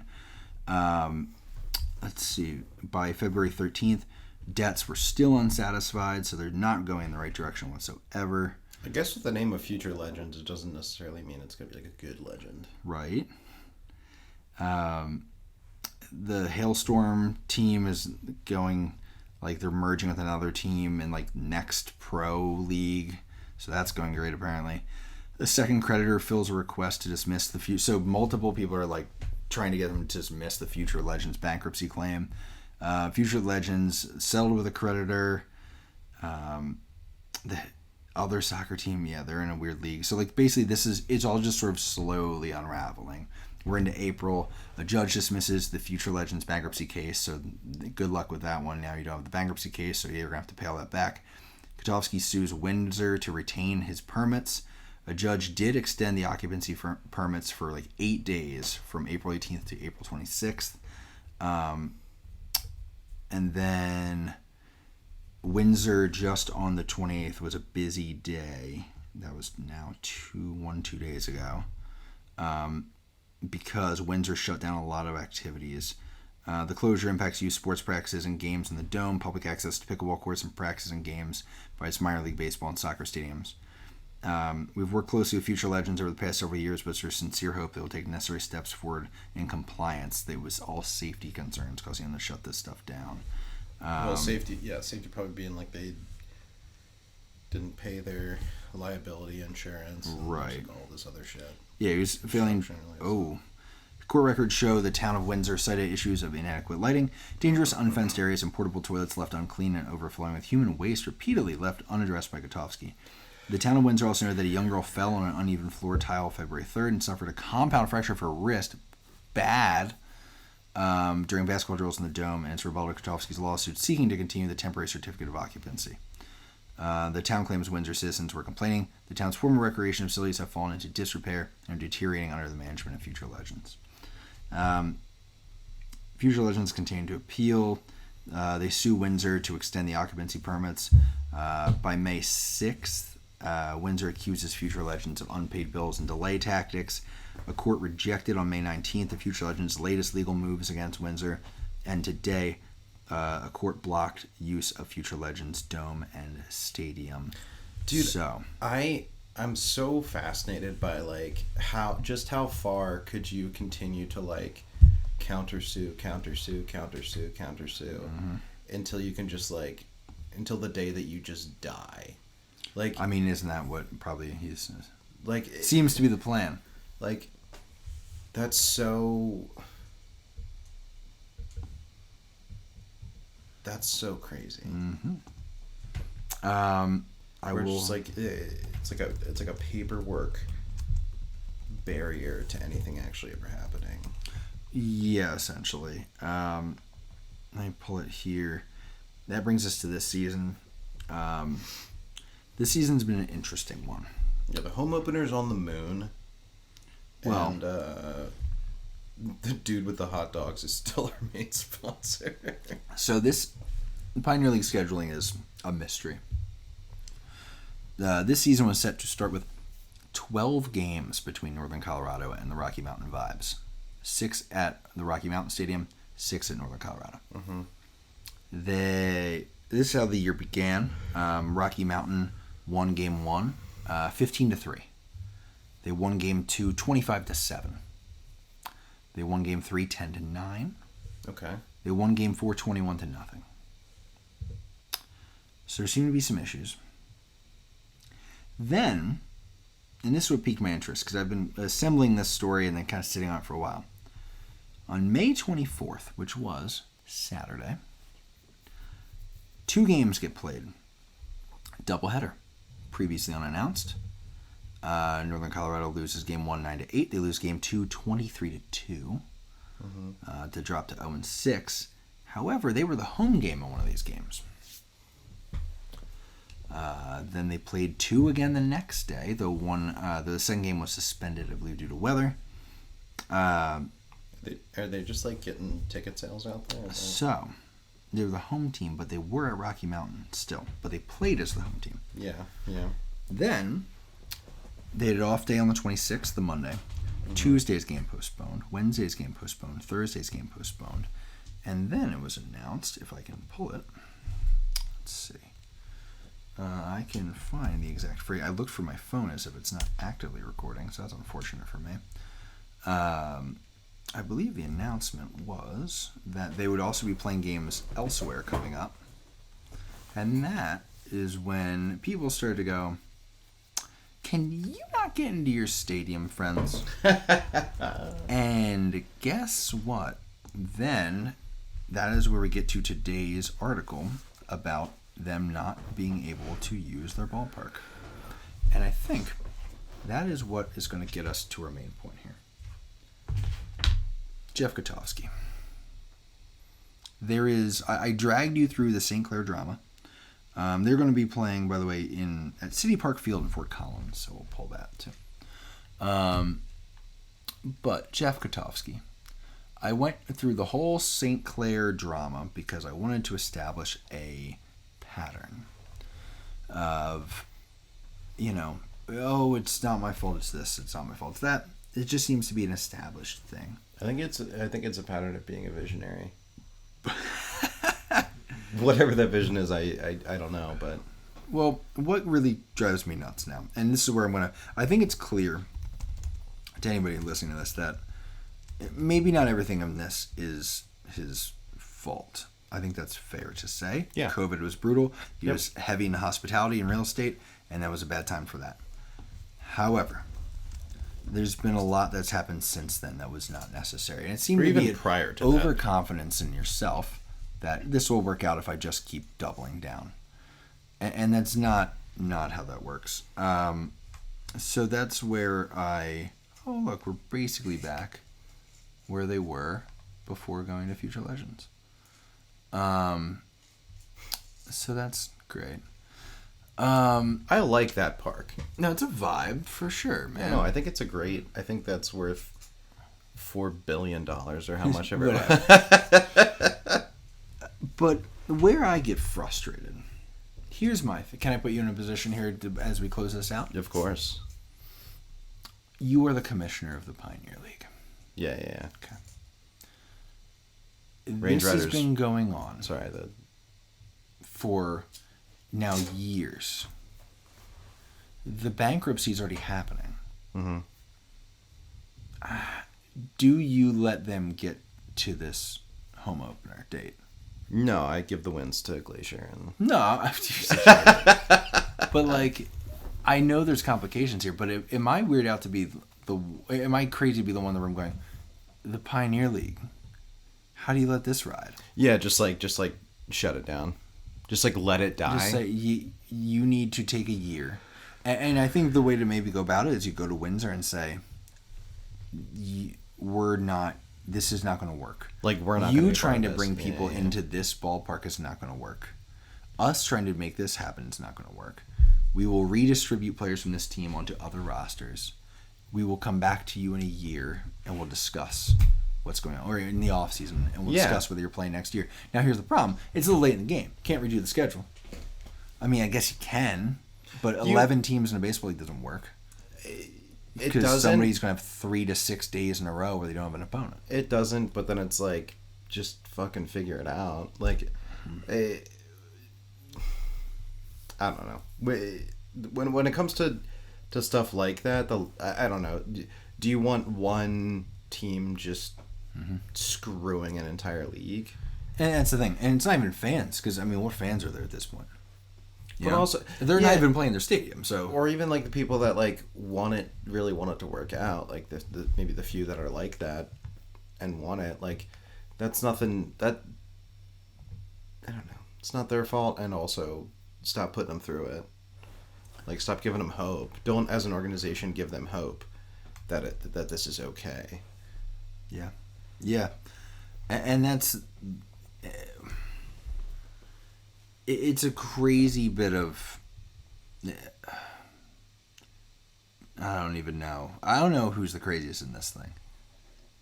I guess it's got to be Katovski doubling down, but I guess at least he's consistent. Windsor's kind of glued to him.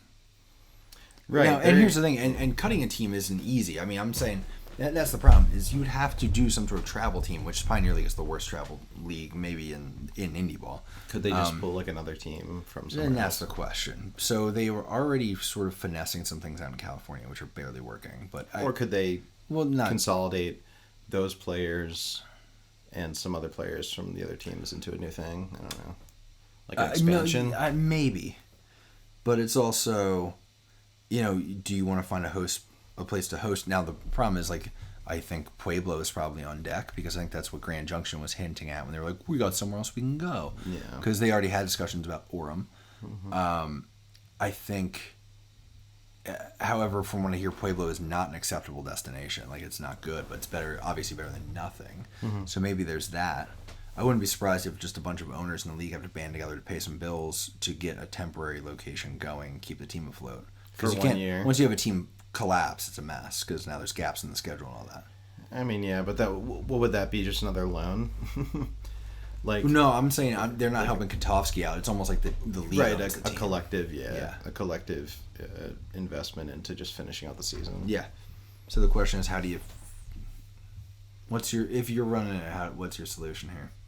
I don't mind that. Like, if everyone can in some way band together to facilitate the home games of this team at their stadiums. Yeah. Make the team travel, just do the home game there.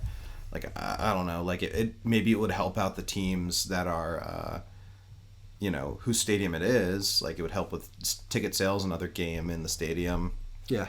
And then, like, I don't know, like, yeah, like that really sucks for the players and the, the staff and everyone who has to travel with them. But I don't know, like, if you're going to make it work, like, you got to figure something out.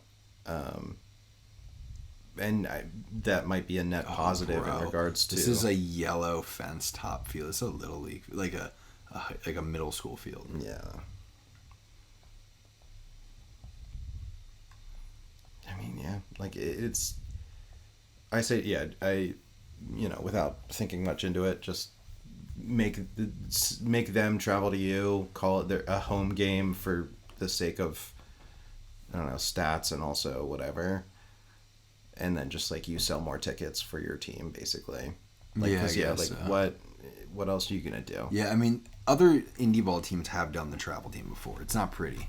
But if you got to do it in a pinch, it's been done, and at least teams like getting the extra ticket revenue. But yeah, right, and that might offset some of... I don't know. That's it. No, you're right. I think that's probably the only way to go. Well, and so is the tale of Jeff Katovski. I don't think that's the end of it. No, I agree. Well, because he's going to be suing people until the day he dies. He's a lawyer. That's what he does. It's what gets him out of bed in the morning, man. You know what? Good on him. It may be. For something. Something like that. Nothing I'm aware of, but for something. I'm also curious how far this is from the actual stadium. I don't know. Like the actual, like, well, the stadium formerly known as whatever the hell, but they just start doing like the Prince joint. Yeah, man. So they're pretty far out. They're 30 minutes out again. So that's tough. But look, we've gone on a journey today. I'm not saying it's a good journey, but it was a journey. So yeah. All right. What's their mascot look like? I don't believe they have an actual mascot. Oh my gosh. Hold on, let me see what we got here. I do not feel like editing this out of this. It's fine. I have their old mascot. Throw it up.